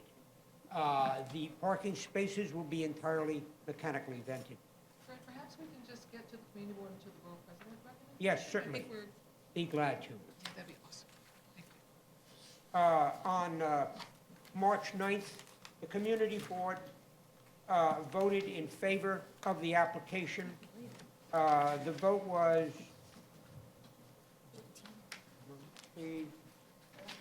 17 in favor, 8 opposed, and 5 yeah, abstaining. 17 in favor, 8 against, and 5 abstaining. There were some recommendations as to the providing circulation and parking requirements. The borough president voted on, had a public hearing on April 6, 2017, and on 4/21/17, supported the community board's recommendation for the concern over parking circulation. That's it. Commissioner Cantor. Where's the entrance ramp to the garage? I'm sorry? Where is the entrance ramp to the garage? All right, let me back it up a bit. It's on there are no curb cuts on Northern Boulevard. There is a curb cut on 75th Street that allows entry to the garage at the rear of the building, Okay, and an exit curb cut on 74th Street but for nothing the on parking. Northern? The Nothing parking, on- Nothing on Northern? I'm sorry? Nothing on Northern Boulevard? Nothing on Northern Boulevard. And the car count is based upon the inclusion or an addition of stackers? Yeah, it is based on the stackers, and because it's higher than the 23-foot elevation that allows waiver, the stacker spaces, there are 73 of them, are required to be calculated as floor area. Okay, well, that goes to my next question. If the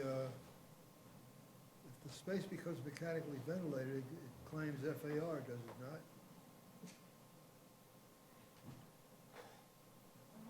That's something that we can ask the Possibly. applicant at the public hearing. However, excuse me, I'm sorry. However, Commissioner, as you know, we were just reminded, these plans are for illustrative purposes since the actions before the commission are a zoning map Yeah, and but text amendment, I'm so. stuck on something. Fred mentioned, I think, about mechanical ventilation for the garage, correct?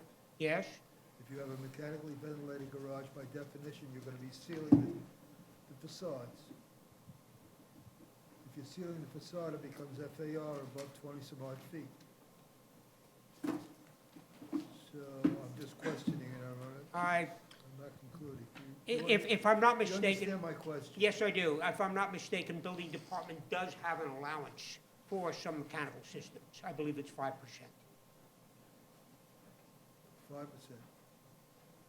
That still wouldn't compute for this job, would it? Well, anyhow, you will get back to us. Yes. Yes. The applicant will be making a modified presentation at the public hearing this Wednesday that shows the elimination of the openings, and that would be probably the best time to question them about the mechanical ventilation. Okay. There are 2 actions necessary to facilitate the product. Yeah, I think You done it? commissioners Good. understand that. Okay, it's late. Commissioner Oop, what'd I do? Given that this is my backyard, I feel compelled to ask this question. The surrounding neighborhood is 2-story townhouses. I mean, we're looking at something that's over 80 feet tall. I did notice that the community board did vote 17 in favor, but 13 either opposed or abstained. Could you speak to the community board's concerns? The community board was concerned about the height and bulk of the proposal. However, ironically enough, under the current zoning, should one decide to build a community facility at 2.4 FAR, an 8-story building, albeit with less bulk, could be built on that site. Yes. Okay, thank you. You're welcome. Other questions? Yes, Commissioner Levin. I just wanted to thank Fred for the presentation of the briefing sheet where you highlight, where you put in bold the additional text. It's very helpful to us when we get a briefing sheet that's somewhat different. When you come back in pre-hearing and we have a briefing sheet that's different from certification, it's helpful to know how it's changed. So thank you for doing this. We haven't seen it. Okay. Oh, I got one more question. That is good practice. Yes, I thought it would be helpful. Fred, Fred, why is it going up instead of down? Is it wet? Why is the Why photo, is the garage above grade rather than below grade? Cheaper. It's cheaper.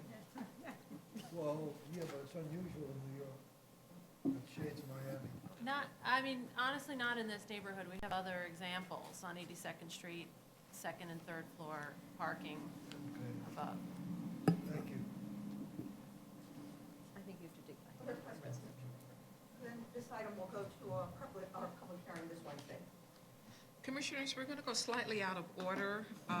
So instead of item number 11, let's go to item number 12, which is a City Planning Commission proposed certification that no transit easement is required for proposed development at 1802 Second Avenue. Our presenter is Stephen Johnson. We're on item number 12, page 430.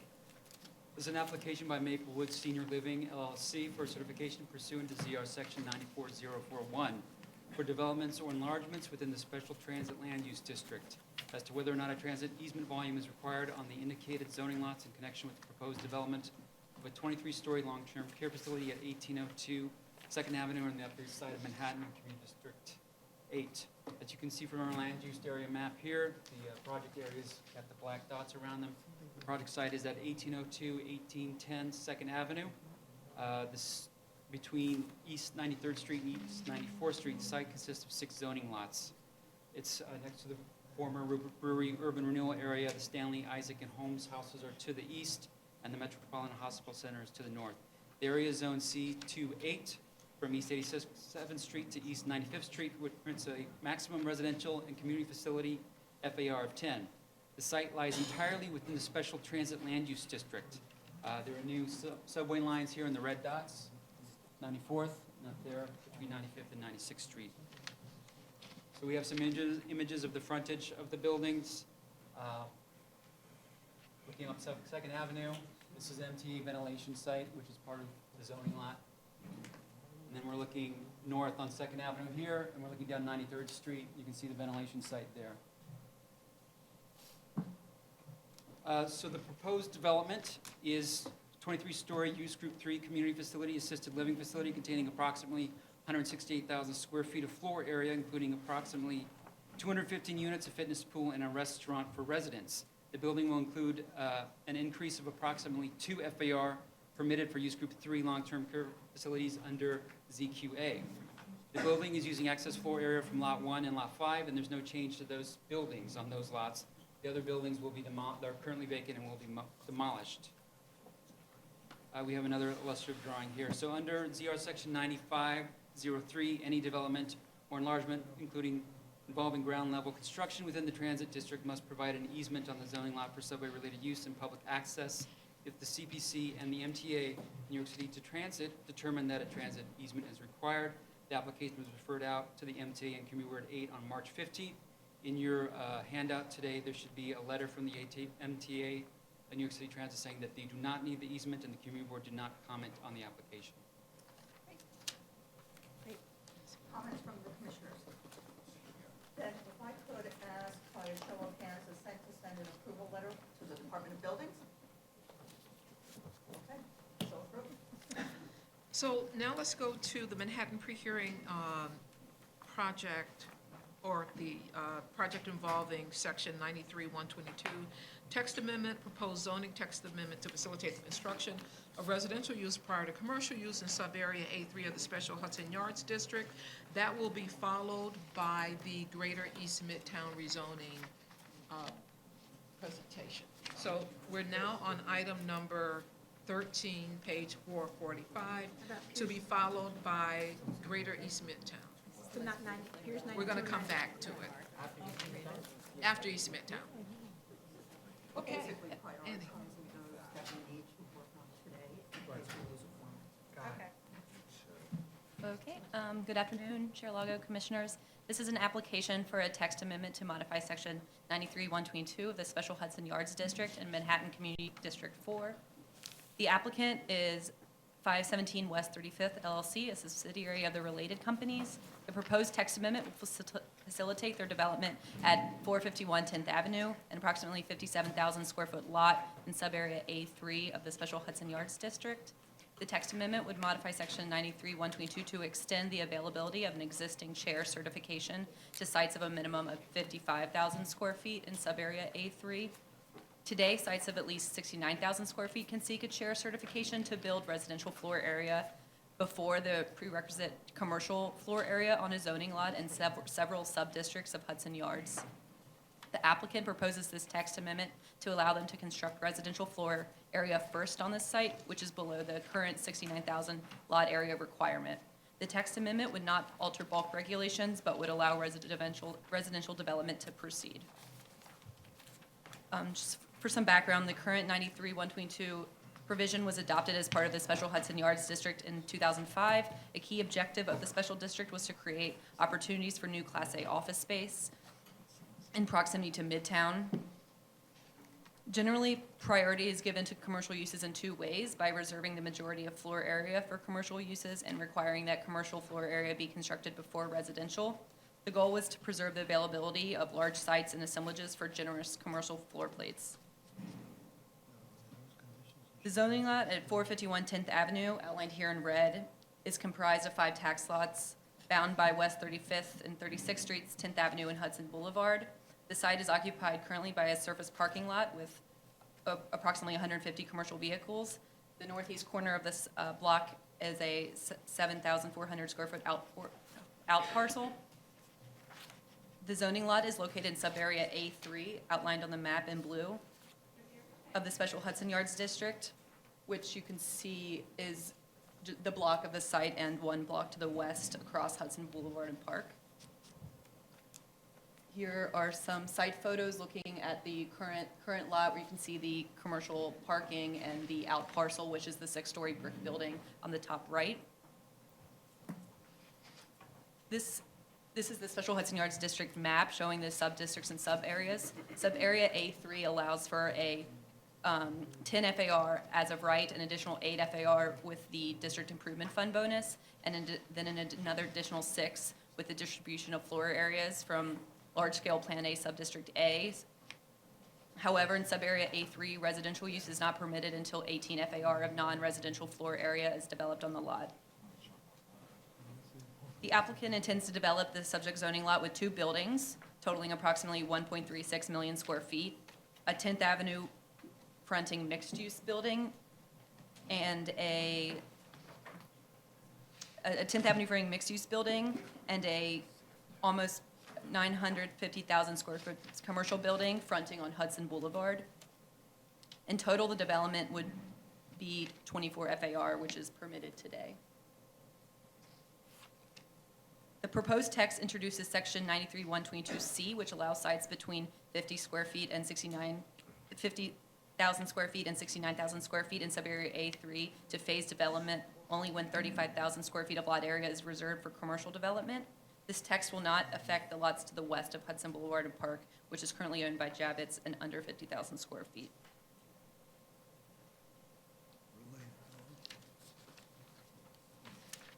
At its full board meeting on March 27th, the Community Board 4 adopted a resolution recommending approval of the application with conditions. On April 10th, the Manhattan Borough President issued a recommendation to approve the application on the conditions that the applicant follows the request of the Community Board. The most substantial condition was for the 20% required affordable units be permanently affordable. Related has agreed that as long as the development receives the 421A tax exemption, those units will be permanently affordable. The other 2 conditions are in regards to maintaining a street wall along 10th Avenue and the placement of Con Ed bulbs as to not interrupt street tree plantings. If the proposed text amendment is adopted, the applicant will pursue 3 following chair certifications to facilitate the development of the site: the section 93-122 certification pursuant to the amended text, the chair certification pursuant to 93-31 to seek the District Improvement Fund bonus, and a chair certification pursuant to 93-34 to seek distribution of floor area from the large-scale plan subdistrict A. Thank you. Happy to answer any questions. Questions from the commission? Just for clarification about Related's commitment to Community Board 4, I mean, good for, and not surprising that Board 4 would try to get permanent affordable housing wherever they can find it. But as I'm reading the letter that Related sent to the Community Board, it's on page 454 of our packet, your slide indicated that they had agreed to do permanent affordable housing. I think they've only agreed to do it under it says if the 421A program or a similar program is adopted that would allow the project to be viable with affordable housing, Related is committed to providing affordable housing under that program. So I don't think I would love to read that they have agreed to permanent affordable housing, and I would support any effort to get them to do it voluntarily. But I think we have to be clear that I don't think that's what they agreed to here. I can follow up and they will be here on. Okay, and tell them they should do it anyway. Okay. Tell them the commission wants it to be permanent too. Or at least some commissioners. Yeah. That was my reading of their letter as well, that it was tied to the 421 program. Now it's been done. Commissioner Delos. The question I have, well, I'll certainly ask about that point when they're here, but the question I have really has to do with the 69,000 to the 55,000. How many different sites does this apply to? It would only apply to this Only site. this It's, yeah, because only sub-area A3 is just those 2 blocks. Okay, Mhm. thanks. Other questions? Yes, Commissioner Cohen. Will there be any commercial space in the building, or is it solely residential? No, it's mixed use. There will be, Okay. I have the numbers here somewhere. But All right, it's mixed. somehow I missed it, I apologize, but I will find it. Vice Chair Knuckles. Yeah, I had a question. In these situations, is there a set of facts that must be the predicate for asking for the certification, which is to say, maybe you can't get financing for commercial, or you don't have a tenant, or what justifies the prioritization of residential before commercial? Well, there certainly is findings of facts as to prove that they will produce the commercial reserving a certain amount of floor area for that. Right. I'd have to get back to you on that. I can look into I'm not sure about the financial feasibility or anything of that nature. But Yeah, I'm asking why. I mean, Hudson Yards was primarily for commercial office Yes. space, with the understanding they would be residential, but commercial office space was to be the priority, so I'm Right. just trying to understand why, in this instance. Obviously, with the certification, it Yeah. presumes that there is a scenario Mhm. that justifies it. I just want Right. to understand what the facts are in this case. In this case, I think there's a couple things right now. They're just, for the market, there's a lot of commercial coming online at the same time. So they, Right. just for their own development, they wanted to proceed with the residential portion because they were seeing that as more viable in the current market. Also, the Hudson Boulevard Park is not built out on this block yet, so they wanted to build out, the mixed-use building is going to be along 10th Avenue. So just for siting purposes, it made sense to proceed in this way. I'll also note that in our analysis, we focused on the fact that there was reserved a building footprint large enough for the type of contemporary office space that we want to see developed in Hudson Yards. Right. Okay, if there are no other questions, this will go to the public hearing on Wednesday. Thank you very much. So now we'll go to the Greater East Midtown. Yes, proposal. Department initiated zoning map and zoning text amendments to strengthen East Midtown as a premier central business district. We will have Ezra Moser and Bob Tuttle as our presenters, and just for the record, Commissioner Cerullo has recused. Are we skipping or just going on it? We're actually, we changed the order to focus on those that need to go to the public hearing, and then we'll come back to them. Good afternoon, good evening. We appreciate the alacrity with which you've been moving. We will try to reciprocate in kind. Please. My name is Ezra Moser. I am a planner in the Manhattan Borough Office covering Community District 5, and myself along with my colleague Bob Tuttle, who covers Community District 6, are here to present the proposal for Greater East Midtown, which is returning from referral to Community Boards 5 and 6, the Borough Board, and the Manhattan Borough President. Just to quickly give you an overview of how we'll present, we are going to run through the basics of the proposal briefly before getting to the recommendations from public review. So, goal of this proposal is to bolster East Midtown's role as a premier business and office district by facilitating new office construction, enhancing historic preservation, and improving the above and below grade public realm.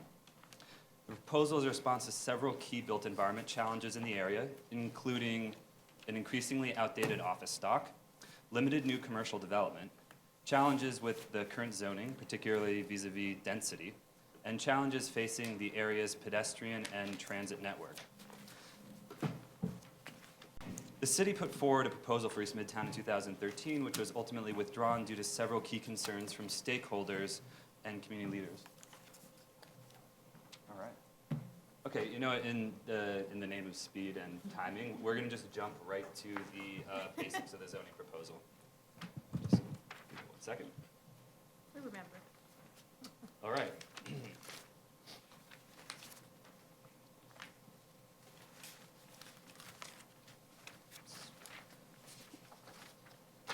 So, the city is proposing a new East Midtown subdistrict within the special Midtown district.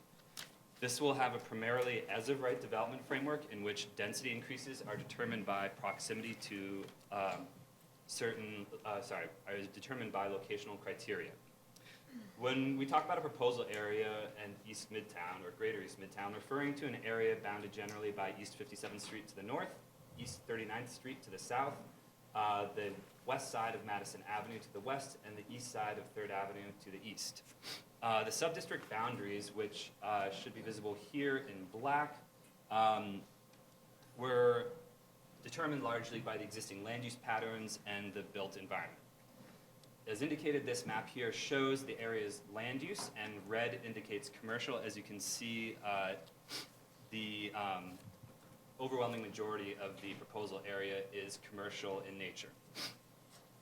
The Vanderbilt corridor, which is seen here in a teal light green, is actually, it remains separate from this proposal. And we want to be clear that no residential districts are being included or modified in our proposal. This map shows the existing zoning.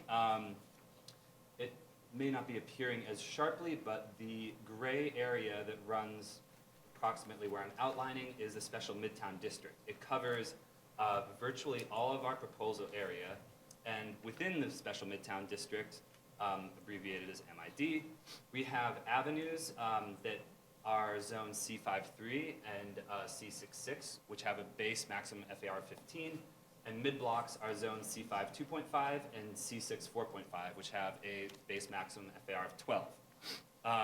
Under our proposal, these districts will not change. We are requesting 2 actions. One, as I alluded to, is a text amendment to create and establish a new East Midtown subdistrict within the special Midtown district. Again, this can be seen on the map to the right, highlighted in purple. And on March 27th, 2017, DCP filed an amended proposed text, or a text, along with a corresponding environmental tech memo, which will be discussed in the a text, which will be discussed in detail later in the presentation. The second component is a zoning map amendment affecting a portion of a block bounded by East 42nd Street to the south, East 43rd Street to the north, 2nd Avenue to the east, and roughly 3rd Avenue to the west. I'm going to cover the zoning map amendment first, and with as much brevity as possible. These photos here show the subject block, block 1316. And as you can see, its built fabric is very high density and commercial. The majority of the block is occupied by the headquarters of pharmaceutical giant Pfizer. They occupy the black building here and the black and green building here. This block very much reflects the character and the use and bulk of similar office buildings within the special Midtown district. However, it is actually zoned C52 and is outside the special Midtown district. We're proposing to rezone it from C52 to C53 and to include it within the special Midtown district. This will in turn allow us to include it within the proposed East Midtown subdistrict.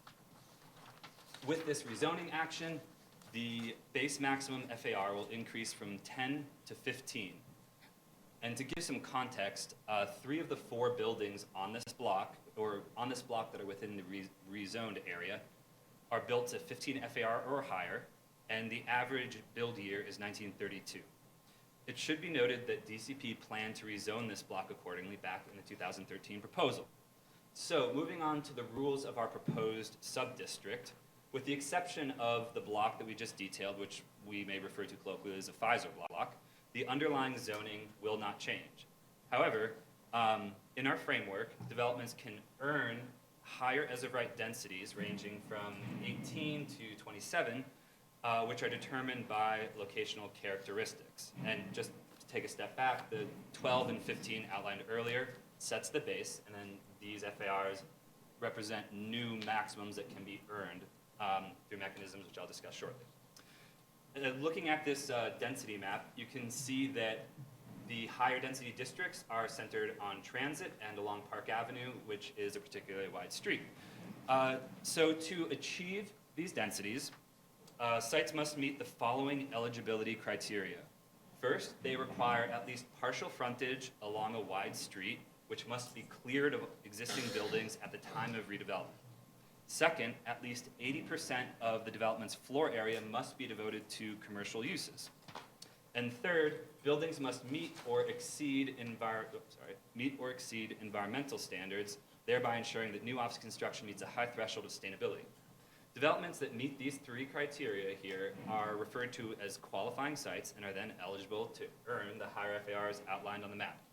So the mechanisms that allow them to earn these FARs, in crafting them, we use the steering committee's recommendations as a foundation for this development framework. And so qualifying sites may use the following 3 mechanisms to earn higher FARs. 1, through the completion of pre-identified transit improvements. 2, through the transfer of landmark development rights. And 3, through the rebuilding of overbuilt floor area. And we'll begin briefly covering the pre-identified transit improvements. So the Department of City Planning and MTA collaborated to identify 24 individual subway improvements at 6 stations that have significant ridership in and out of East Midtown. These improvements range in scale and include things like stair widenings, ADA access, new escalators, extended mezzanines, and all the way up to station overhauls. So blocks or portions of blocks that are within, that are directly adjacent to below-grade transit infrastructure, which are represented in purple here on the map to the left, are called, are within what we're calling transit improvement zones, or TIZs. Qualifying sites that meet the 3 criteria outlined several slides before, within these sites, within these transit improvement districts are required to earn between 10 and 20% of their FAR through the completion of 1 or more of the transit improvements, of the 24 transit improvements identified. In the example to the right, this 10 to 20% comes out to between 2.3 and 4.6 FAR. So that would be the 10 or 20% for a building or a qualifying site within a 23.0 FAR transit improvement zone. Sites that are not within these transit improvement zones, again highlighted in purple, cannot use these provisions. So the second and primary way that developments on qualifying sites can earn their maximum FARs is through the purchase and transfer of landmark development rights district-wide. So there are approximately 3.6 million square feet of unused landmark development rights across the sub-district. Proposed action will unlock these development rights by allowing them to be transferred to receiving sites on qualifying sites district-wide. In order to effectuate the transfer, a continuing maintenance plan for the landmark must be in place, and all transfers require a contribution into a public realm improvement fund equaling either 20% of the TDR's sale value or a minimum contribution of $78.60 per square foot, whichever is greater.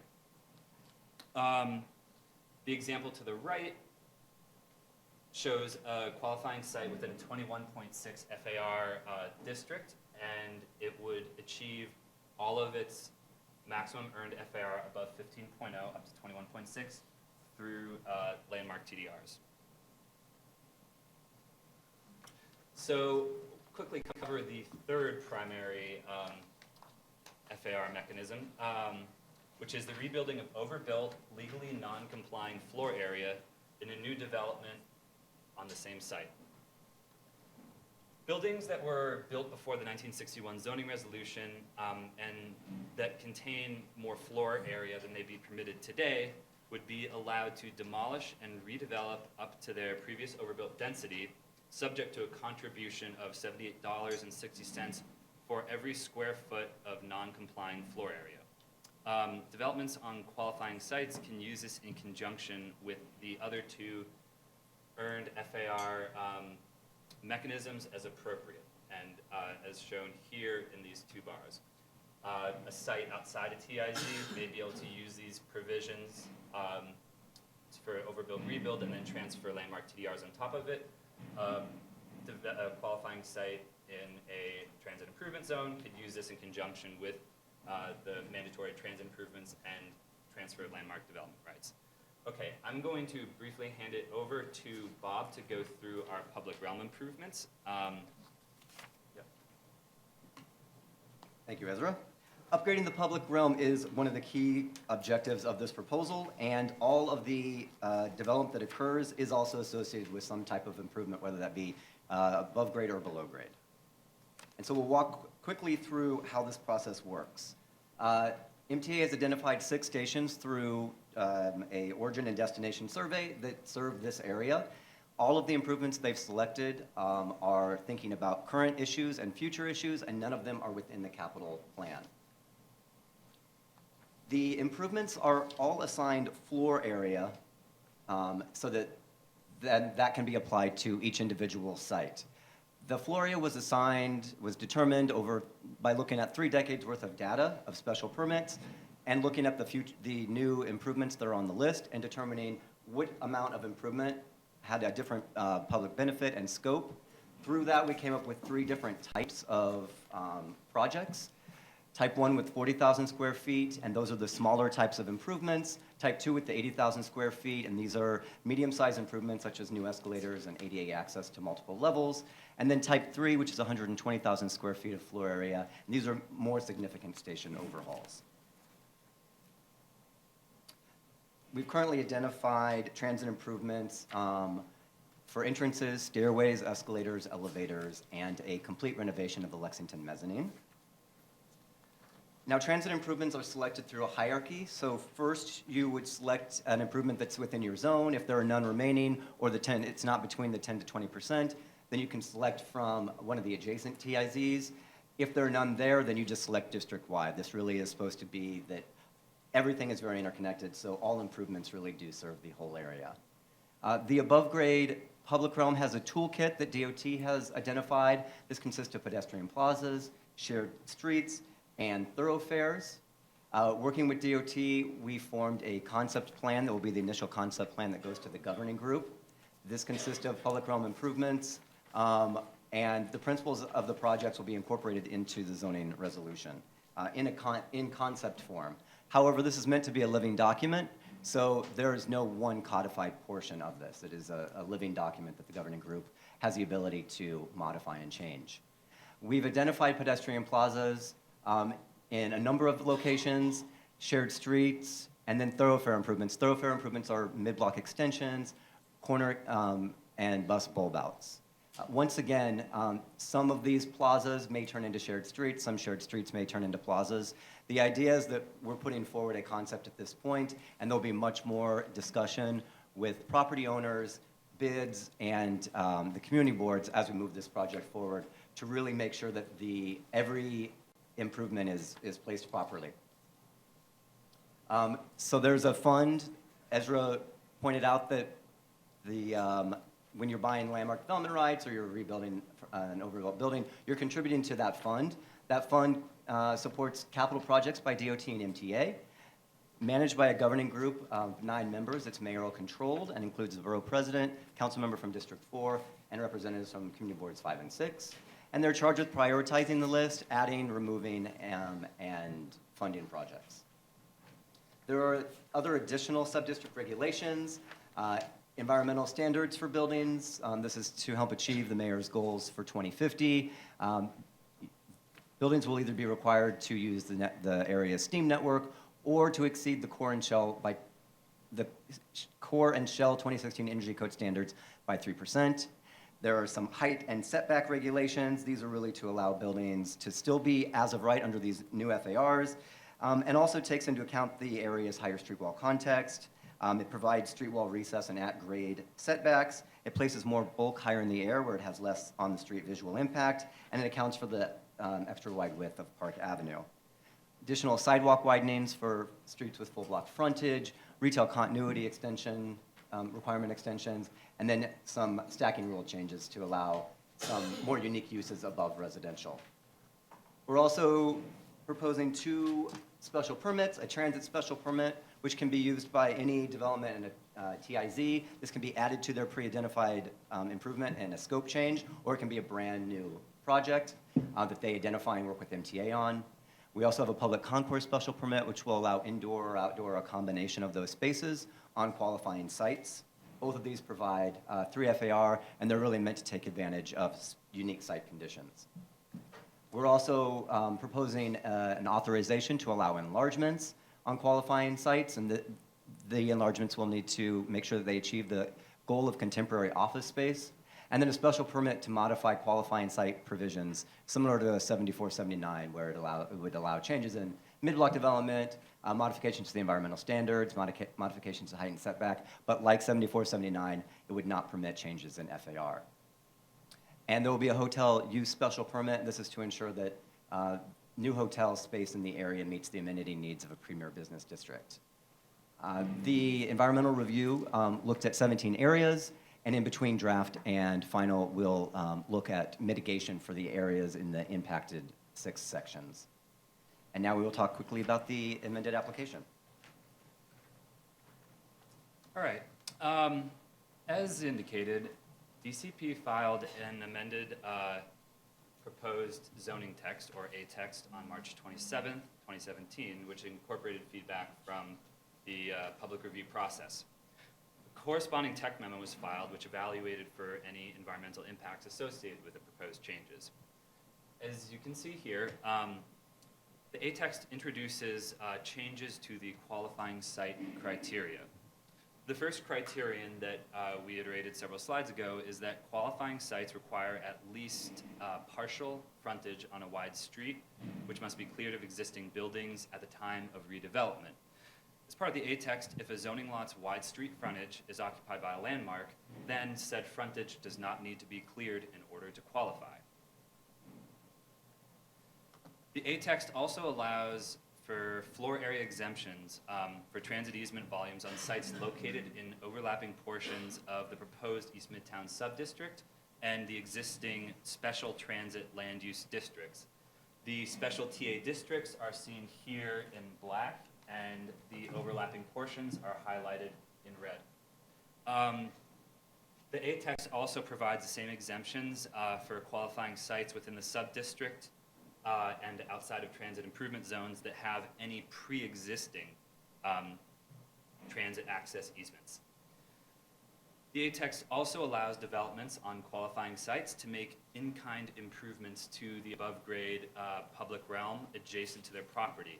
An example of this would be a qualifying site could undertake something like the bulb outs and neck downs that Bob just discussed several slides back on the portion of the right-of-way in front of their building. I'm going to go through public review very briefly, beginning with Community Board 5, and then I'm going to hand it over to Bob. So, beginning with Community Board 5, whose boundaries are seen here in yellow. Their main concerns centered on 1, public space, primarily the feasibility of delivering the above-grade public realm improvements outlined in the concept plan, and whether the proposal should mandate indoor or outdoor POPs on new qualifying developments. 2, keeping the minimum contribution rate robust. 3, residential conversions pursuant to Article 1, Chapter 5.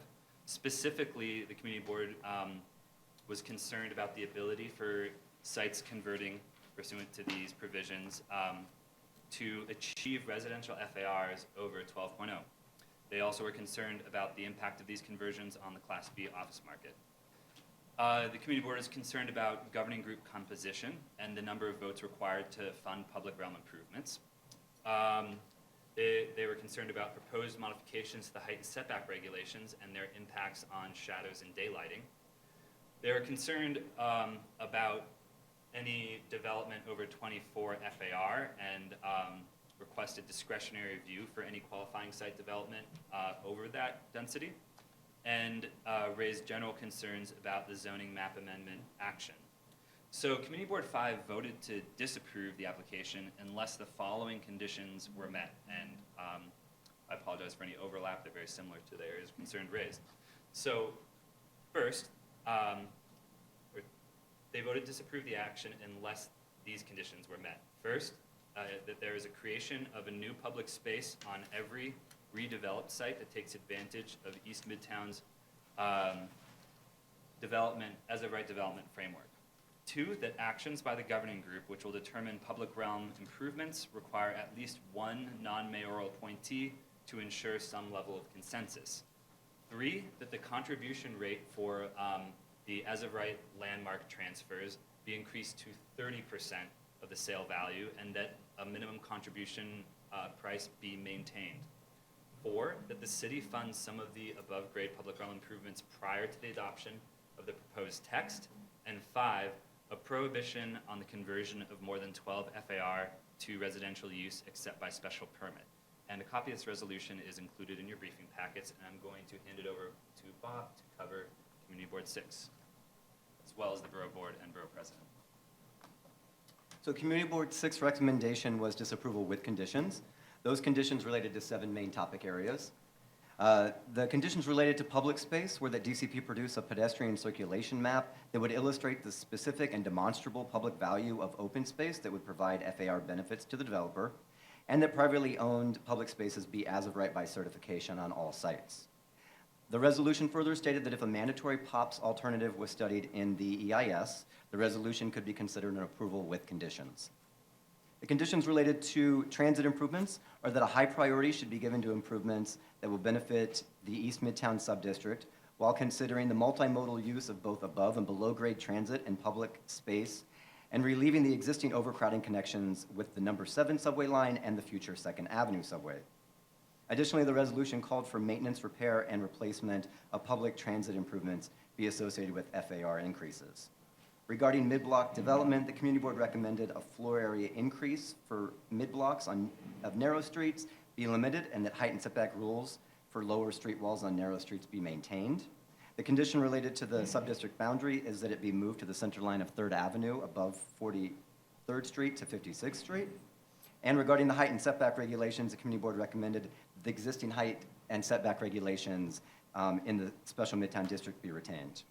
The condition related to the zoning map change is that the increase of FAR on the Pfizer site from 10 to 15 should require the owner to contribute to the public realm improvements just as any other owner of an overbuilt building is required to do. And the condition related to the environmental standards is that the board endorses the high performance standards set forth in the East Midtown Steering Committee report. Please note that the application was referred to Community Board 8 since the Lexington and 59th Street subway station is partly in that community board. No recommendation was received from Community Board 8. However, CB8 did vote in favor of the proposal at the Borough Board. Now, the Borough Board's recommendation was an approval with conditions, and those conditions fell into these main categories.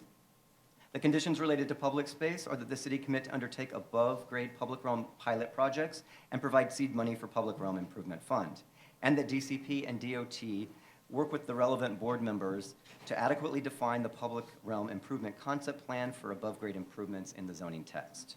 The conditions related to the governing group and the improvement fund are that DCP work with the relevant board members on changes to the composition and or functioning of the governing group in accordance with recommendations from the East Midtown Steering Committee report to ensure proper community participation. and that changes be made to limit the fund to ensure that above-grade public realm improvements are prioritized.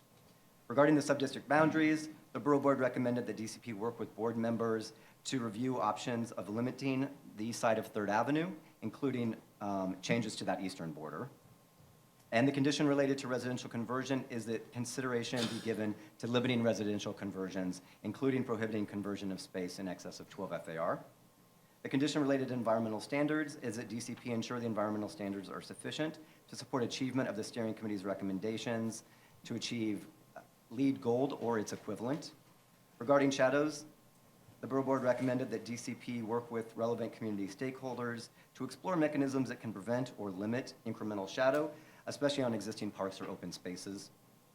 And the condition related to minimum contribution amount is that DCP work to ensure the accuracy of a floor price so it does not become an obstacle to development.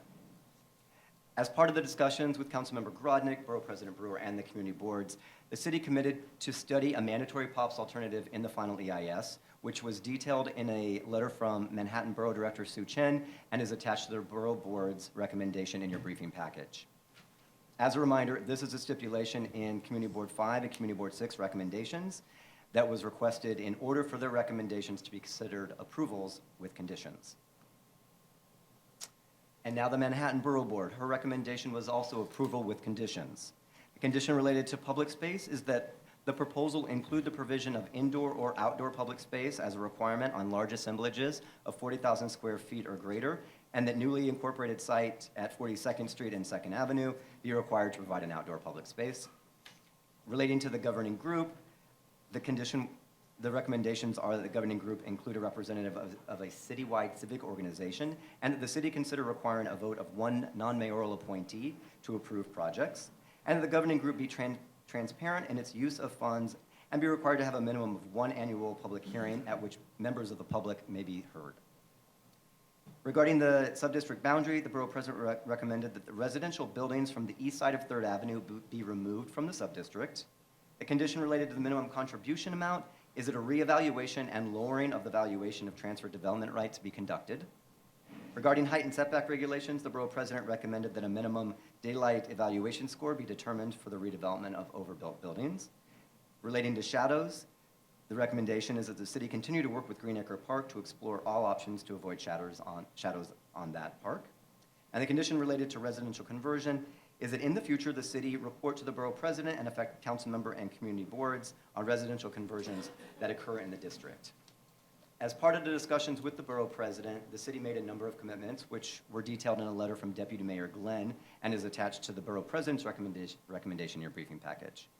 The city committed to the following public realm improvement projects: to implement streetscape improvements along the East 53rd Street corridor, to designate Pershing Square East as a pedestrian plaza and upgrade amenities in that space, to pilot a shared street pending discussions with relevant stakeholders, and to improve vehicular patterns on Park Avenue, and commence stakeholder outreach and study to determine the feasibility of further improvements along Park Avenue. The city further committed to the expansion of the governing group to include a representative of a citywide civic organization while still maintaining mayoral control, and to ensure that the governing group follows the norms and laws with respect to reporting and transparency.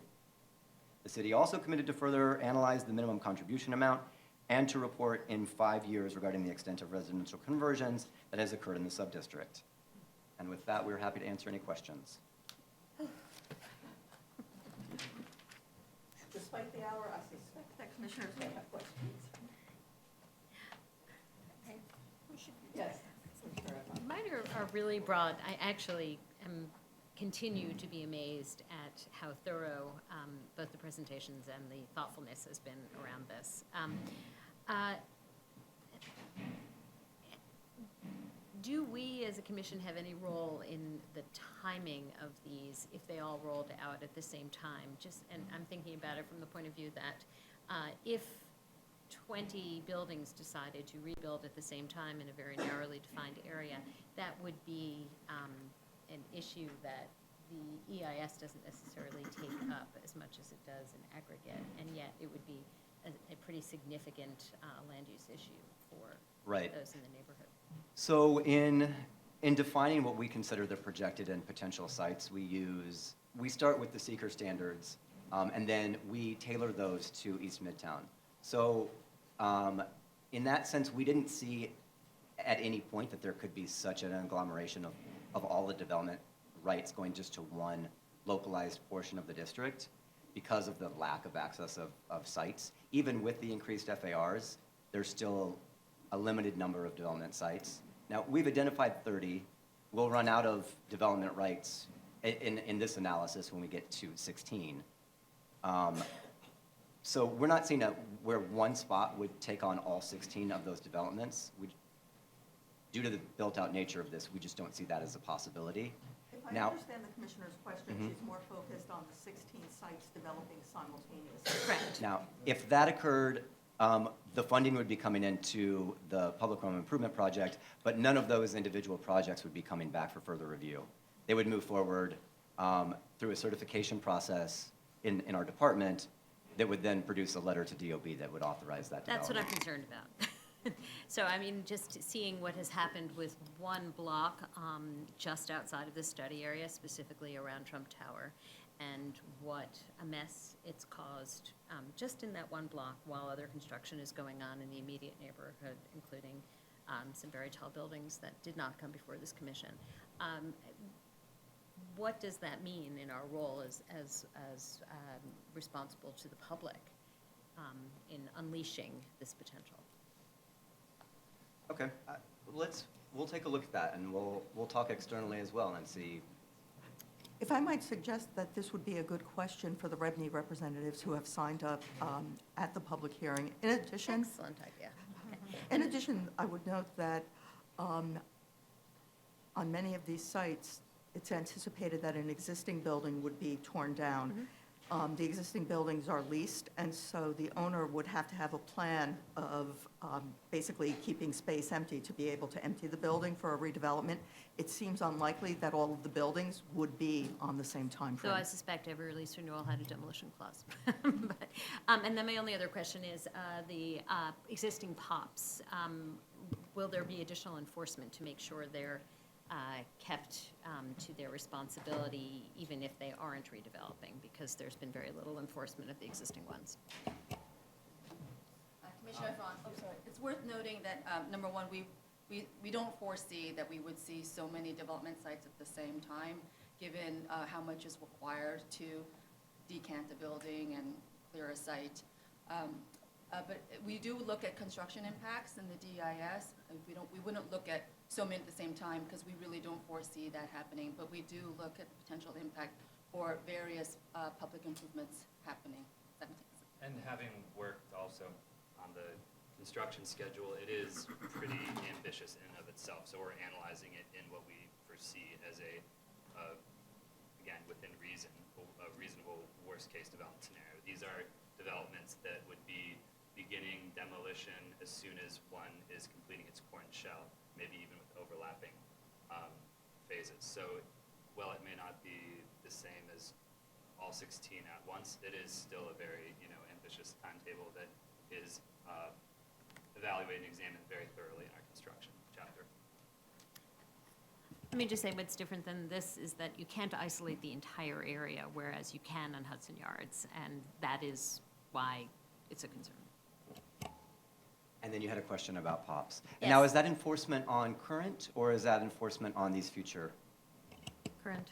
So we will continue to work with DOB in our relationship with them of providing them the relevant information they need to make the assessment of what is or is not permitted in those spaces, and we will continue to stay very diligent on that.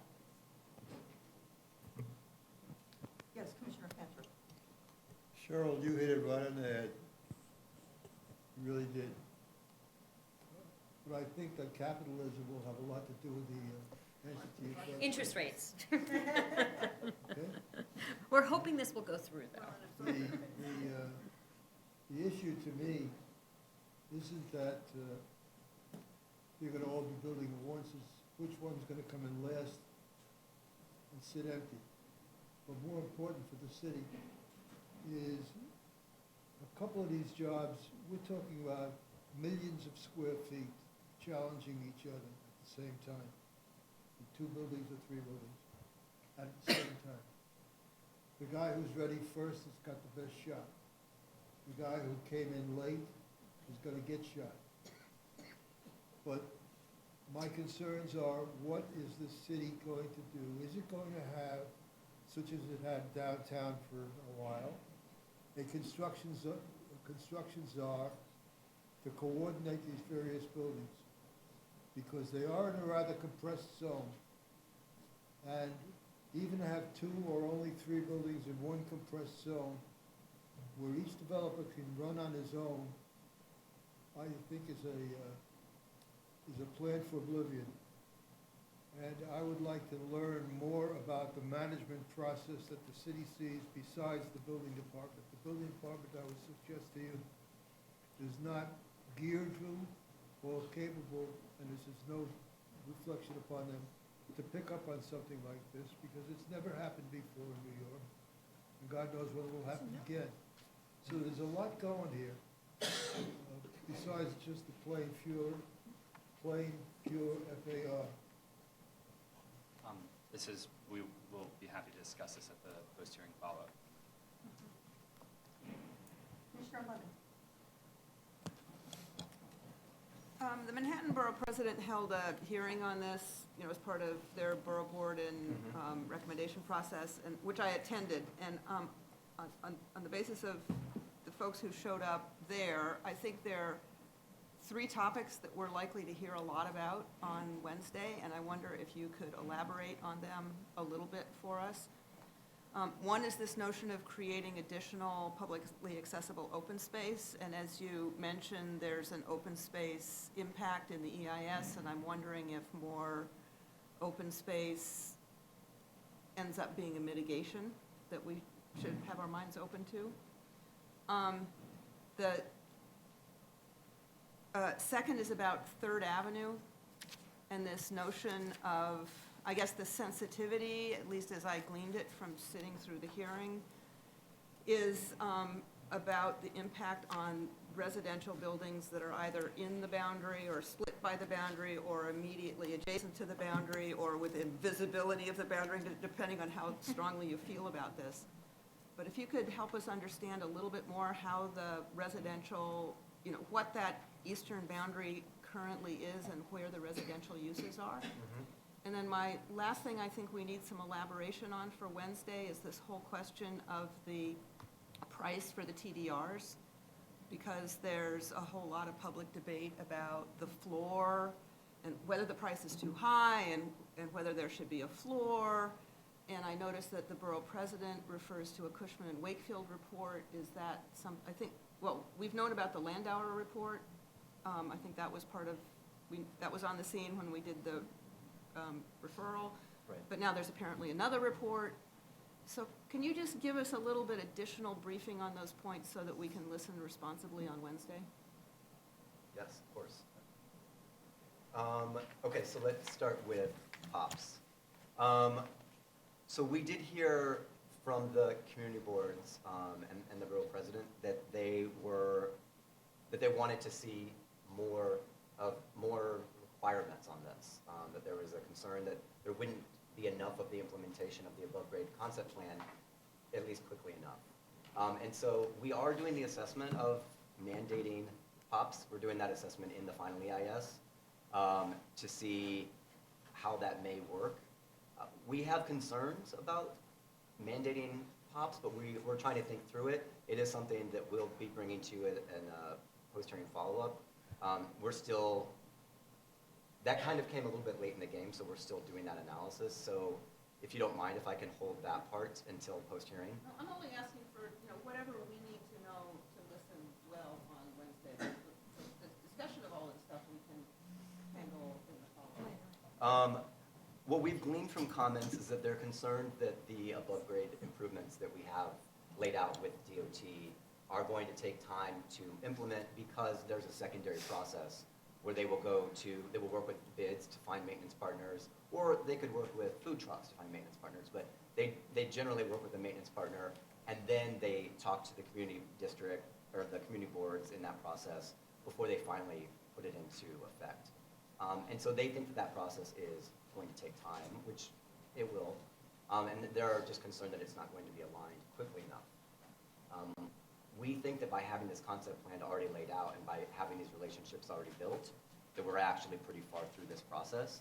We already have the community boards at least on board with the concepts. We're working with the bids and property owners. So we think that this process has really put us in a good place, ULURP, but we recognize there's still concern. As far as 3rd Avenue as well, we're resolute in that we believe that east side of 3rd Avenue is commercial and reflects like a built fabric of the rest of Midtown, the special Midtown district, East Midtown. We've done some analysis on the use and density of the buildings here. We understand the concerns that are voiced about individual buildings which are within the boundaries, but we do not, we do not. There are not too many of them, are there? There's about 5, Yeah, and I see 'em. at least 4 of them are condo buildings. So I think there's limited concern about them redeveloping in the immediate future. I know there's at least one that is a very small, like 2 or 3 story building, and like these are, that would be pretty much the exception to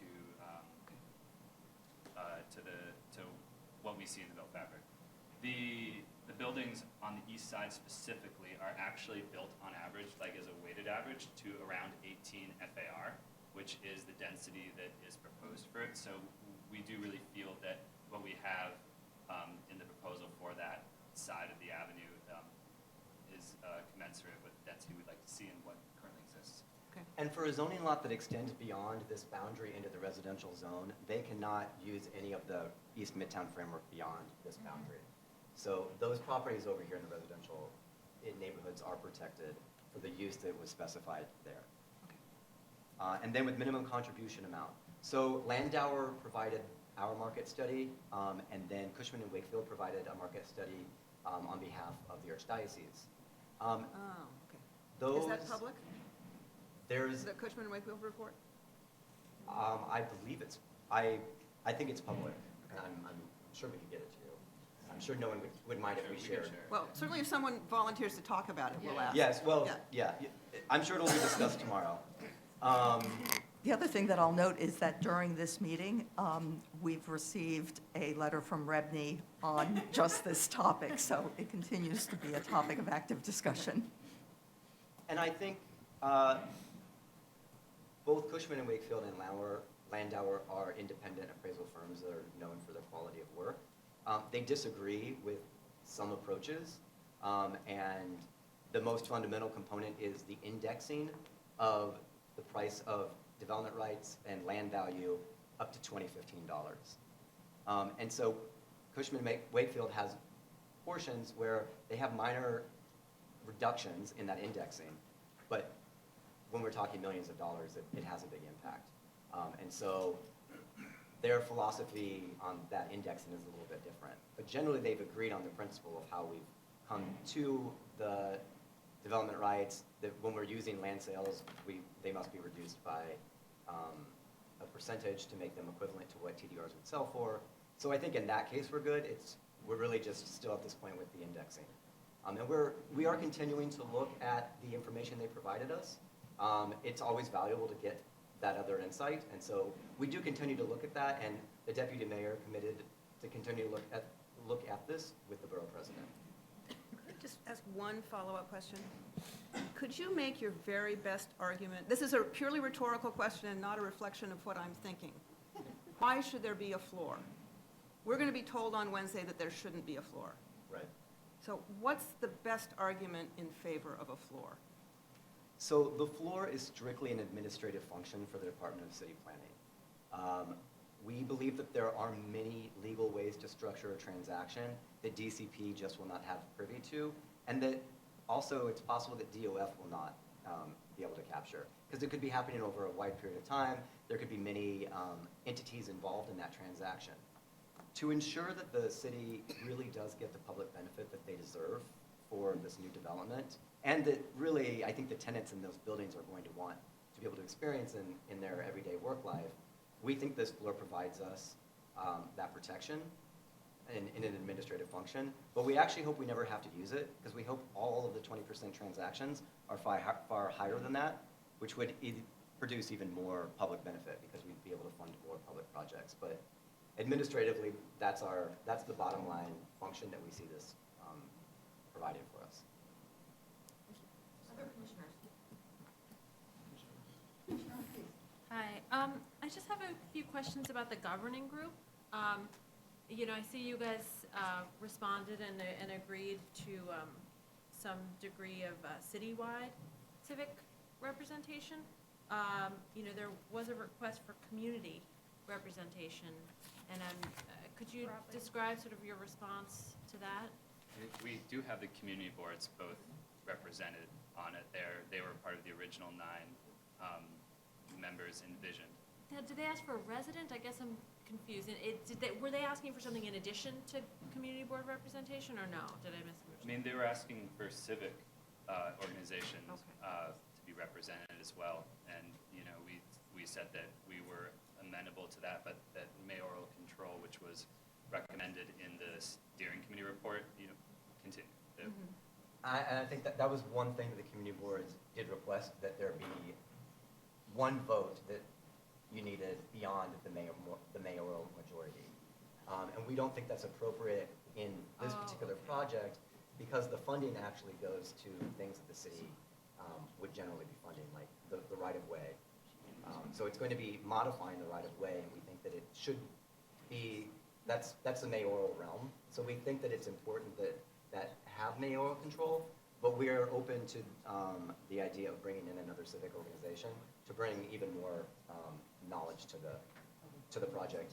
And we've always been open to having non-voting members, bids, and any community organizations that want to attend meetings and provide insight and ideas for projects. That's always been very open. That's helpful for clarification. And you spoke to transparency. When I read it at first, that was my concern as well. And you mentioned that, you know, you will, you know, in response, you know, conform to the norms around transparency. What are those norms? Is that just the annual meeting, or what other transparency requirements will be built into this? We're still working through what that would entail, and so FOIL is number one. Like, this will be an organization that can be FOILed, so any of the work that they do can be requested by any person. We also use our website generally for these types of boards, the DCP website, since we'll work as their staff. We generally will post on that website, but I can follow up with you at a separate meeting with more detail on that, because that's also been kind of late in this process, and so we're still thinking through. We obviously want them to report. I mean, that's. Yeah, I think it would be helpful for us to know. Just for purposes of clarity, the governing group will be treated like a public entity in the sense that its meetings will be public and open to the public to attend, and there'll be records of their considerations. So for basically state and city law purposes, we'll treat them as if they are a kind of government entity. And are those records then required to be in a publicly accessible place, like meeting minutes, that kind of thing? You know, so are they required to be on, say, a website, or so you don't have to FOIL, it's available? There's no requirement of that nature for most government entities in any event, but we would try to make it as transparent as we can. I don't know that there would be a website for this entity, and I can't even speak to whether or not DCP or some other group that is part of that entity would host those, you know, records on their website. We would try to be transparent in the way that we are obligated to be for other government entities. I can't really speak to the detail of what more than that we would do at this time. But the goal would be to be transparent. One thing I'll note is that the governing group manages just the above-grade improvement. Well, they manage a fund, and it could fund below-grade improvements, but it will probably primarily fund the above-grade improvements, because we think that the below-grade improvements will be handled by the development that happens in a TIZ. And in that case, DOT will always be going to the community board, because they'll need their permission to do these projects. So they'll need their recommendation. And so they have that process when they go out. So that'll be very, very public. And they'll have they'll have members from their community boards on there. So we definitely want this to be a very transparent group with involvement from the stakeholders that have been so helpful in creating this project. Other questions from commissioners? If not, then this will go to the public hearing on Wednesday. Thank you all. Thank you. So commissioners, Yes. you're all awake. That's so great. That's so great. So we're going to ask Commissioner Cerullo to come back in. We're going to do another item, which is our pre-hearing item for 242 West 53rd Street, which involves a proposed special permit to facilitate additional parking spaces on a public parking garage. So we're on item number 14, page 463. Piers 92 and 94 will be laid over from this session. And after that presentation, after Stephen's presentation, we will then go to the future votes. Okay, this is an application by Roseland Development Associates LLC, who's seeking a special permit pursuant to ZR Section 1345 for special permits for additional parking spaces in Section 13451, additional parking spaces for residential growth, to allow for an additional 95 parking spaces for a total of 184 parking spaces for a public parking garage located at 242 West 53rd Street in Manhattan Community District 5. The project was certified on January 3rd and is back for pre-hearing review. So the development is located within the Midtown area, and the blue dotted is the project area right there. It's located between West 52nd and West 53rd Street, between 8th Avenue and Broadway, within the theater sub-district of the Special Midtown District. The proposed garage would be located on Lot 52, which was formerly occupied by the Roseland Ballroom and built in 1922. Lot 7, also part of the project zoning lot, occupies the August Wilson Theater. That was designated a landmark in 1985. The August Wilson Theater will remain, and there will be no proposed changes to the theater. The theater is right here, Lot 7. The project development site is a U-shaped or an N-shaped lot. So we just have some project photos here, West 53rd Street. This is the front of the building with the frontage. The lobby, it'll have retail on the sides, and that's across the street.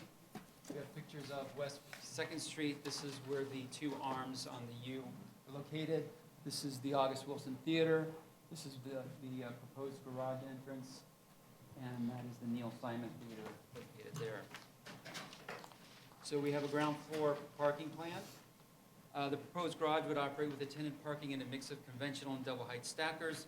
The parking spaces would be accessed from the street via a two-way vehicular ramp on West 52nd Street. There are 10 reservoir spaces that are required. Vehicles would drive in and go down to the cellar level, where the pedestrians or drivers of the vehicles would take an elevator up to a 53rd Street exit from the elevators.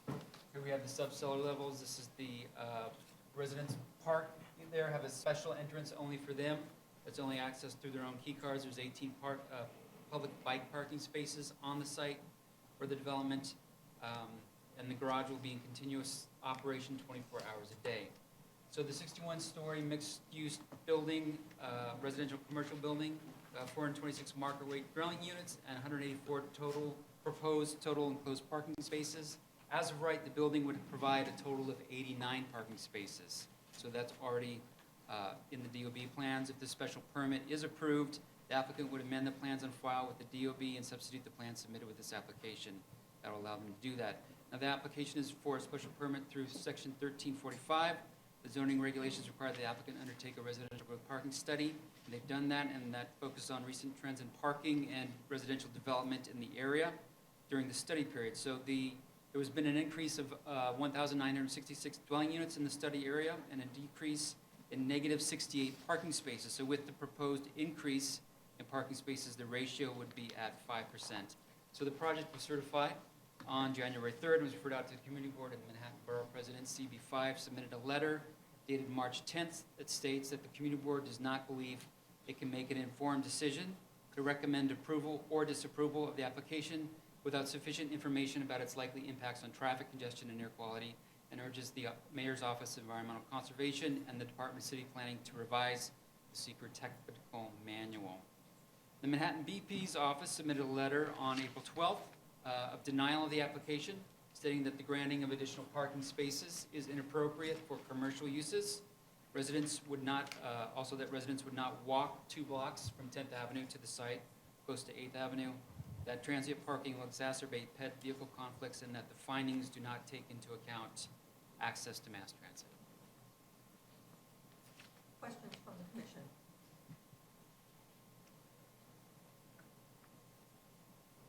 If not, then this will go forward to the public hearing on Wednesday. Great. So future votes.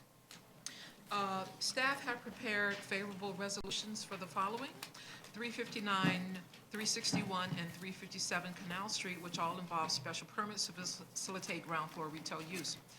We have the Cathedral of St. John the Divine, Morningside Historic District, as well as the Waldorf Astoria Hotel interiors. Staff have prepared favorable resolutions for those as well. We have 110 East 16th Street, which is an authorization to facilitate the continued use of a public parking garage. We have 13-15 Greenpoint Avenue, which is a text amendment to facilitate design changes to a building to be located next to a park along the East River in Brooklyn. And we have Adler Residence, which is a proposed CPC certification to facilitate vertical enlargement to an existing residential development in the Special Natural Area District. We have staff here to answer questions, should you have any. Great. So moving on to May 10th, we have the 10 Green Street proposal, which is a proposed special permit to facilitate residential and retail use. We have 1164 Broadway, which is the proposed special permit to modify height and setback regulations to facilitate hotel expansion. We also have 55-57 Spring Street text amendment. As you will recall, we had a public hearing on that a couple of months ago. There were some questions that were raised. Sylvia prepared some material for your review, which involves a subsequent letter from the community board as well as from the applicant. We'll walk through that now quickly. It's been a long day, so I'm going to be quick. You may recall that the private application of 5557 Spring Street seeks an amendment to the Special Little Italy District text map to facilitate a modest expansion of the commercial ground floors of 2 existing 5-story mixed-use buildings located at 5557 Spring Street within the Special Little Italy District. The CPC hearing was held on February 22nd, 2017, and subsequently the Commission is in receipt of a letter from Community Board 2 dated March 3rd, reiterating its concerns primarily over the intensification of retail uses on the site and in the neighborhood, and a letter from the applicant's counsel dated March 30th in response to questions raised at the CPC public hearing and CB2's concerns, and addressing CB2's concerns. In the interest of time, I believe I don't need to reiterate the details of the letters, but happy to answer any questions.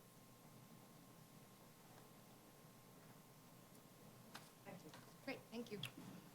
So staff will prepare a favorable resolution for this project, unless there are any questions? No. Yes, I believe that's the right course, but I hope that our report will reflect the developer's commitment to record a restrictive declaration, something normally that we would require, but they've offered it, and that should be well reflected in our work. Well, the report will note that the applicant is open to a variety of commitments, right. But staff believe that in this case, an RD is not the appropriate instrument for a number of reasons. I think Commissioner Levin is asking for that language to be reflected in the consideration. Simply whatever it is, the phrasing in the applicant's letter describing their approach to a restrictive declaration, that just got reflected in our report so that it's part of the record. Yeah, absolutely. Thank you. Thanks. Thank you. Thank you, Sylvia. We also have the Unionport Bridge replacement. We have the Watson Avenue rezoning, which involves zoning, map, and zoning text amendments to facilitate mixed-use buildings in the Bronx, including affordable housing. 1350 Bedford Avenue, which is a rezoning and zoning text amendment to facilitate affordable housing in Community Board 8 in Brooklyn. I know there were some concerns about the design. The applicant followed up with a letter with respect to Commission's concerns. Commissioner, did you not get the letter? Well, I got the letter, but they got 2 out of the 3 back walls. And we didn't get any information about their proposed elevation on the sidewall, the one that overhangs the, I missed that. The one you see coming down Which street is it? west, Which section would you? east, west. this page. They've shown the building sort of wraps around the existing site. Yes. They've shown those 2 walls, but it's going to have a stub end Okay. over a row of much shorter buildings on, what's the broad avenue it's not Bedford, what's the other main And street? then there's Pleasant Street to the Yeah. north. And they've not given us any information about the treatment of that, and it won't have, I guess it's a lot line, so That was the question. it can't have windows in it, but it should have a treatment that recognizes that it's a permanent wall, that it's going to be permanently exposed. Okay, I can ask the project architect to send me any more drawings that he said. Well, tell them to make it nice, yeah. Okay. It's going to be hanging out there for a long time. Will do. It's a tall wall. We'll follow up. And moving on to 251 Front Street, I think you're aware that the applicant revised the Yeah. proposal. So I'm going to have Syed come up and describe the revision and how it affects the proposed project. Syed. In response to the concerns raised at public hearings, the applicant has revised their application. The original application requested a zoning map amendment from an R6B to an R7A district. The revised application filed on April 19th requests an R6A district instead of an R7A, which was originally certified on December 12th, 2016. The proposed change from R7A to an R6A district would reduce the projected development from 92 dwelling units at 4.6 FAR to 72 dwelling units at 3.6 FAR. The building height would be reduced from 95 feet to 85 feet, and the permanently affordable units under MIH program would be 18 instead of 23. And I have the drawings. This is originally R7A.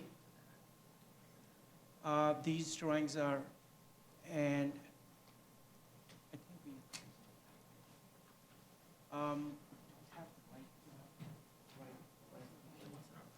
Why don't you walk us through what the changes would mean, since we seem to be having some technical difficulties graphically? the building would be reduced, from 95 feet to 85 feet. And as I said, the FAR would be reduced from 4.6 to 3.6.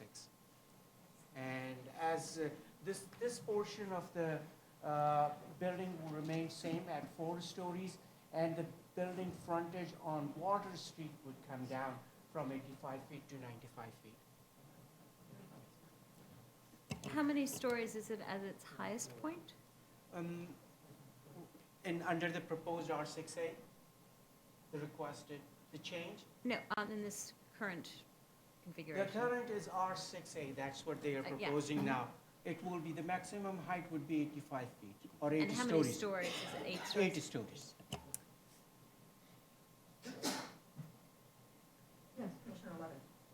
Well, this one's really kind of a conundrum. It is definitely a move in a much better direction. But, I still have a question in my mind about whether an R6A is appropriate here. And I pulled out I think we need to look at the zoning map to think about how an R6A would fit on this site. I guess first a technical question. If they go from an R6B to an R6A, is that enough of an upzoning to trigger MIH? Yes.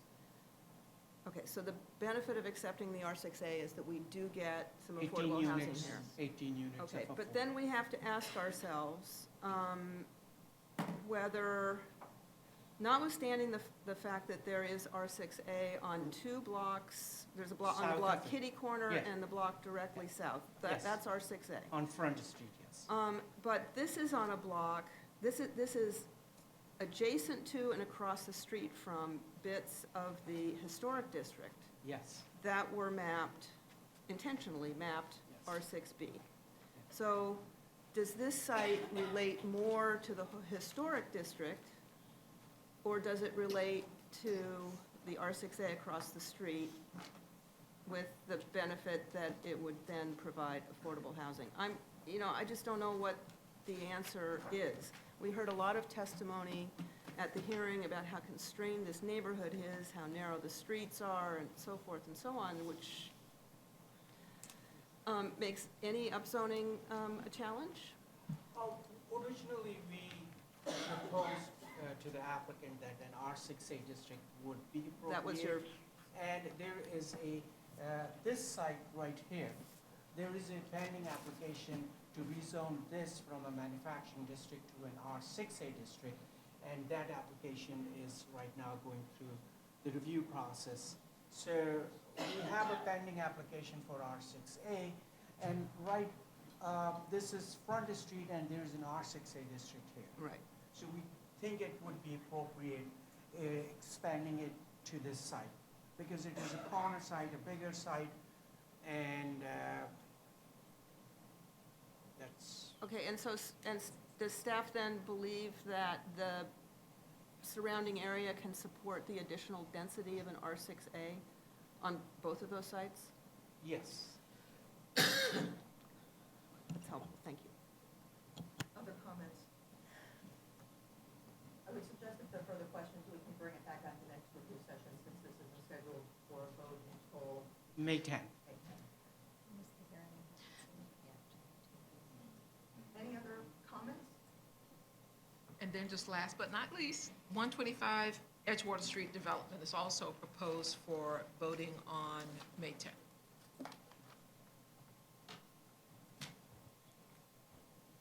Comments?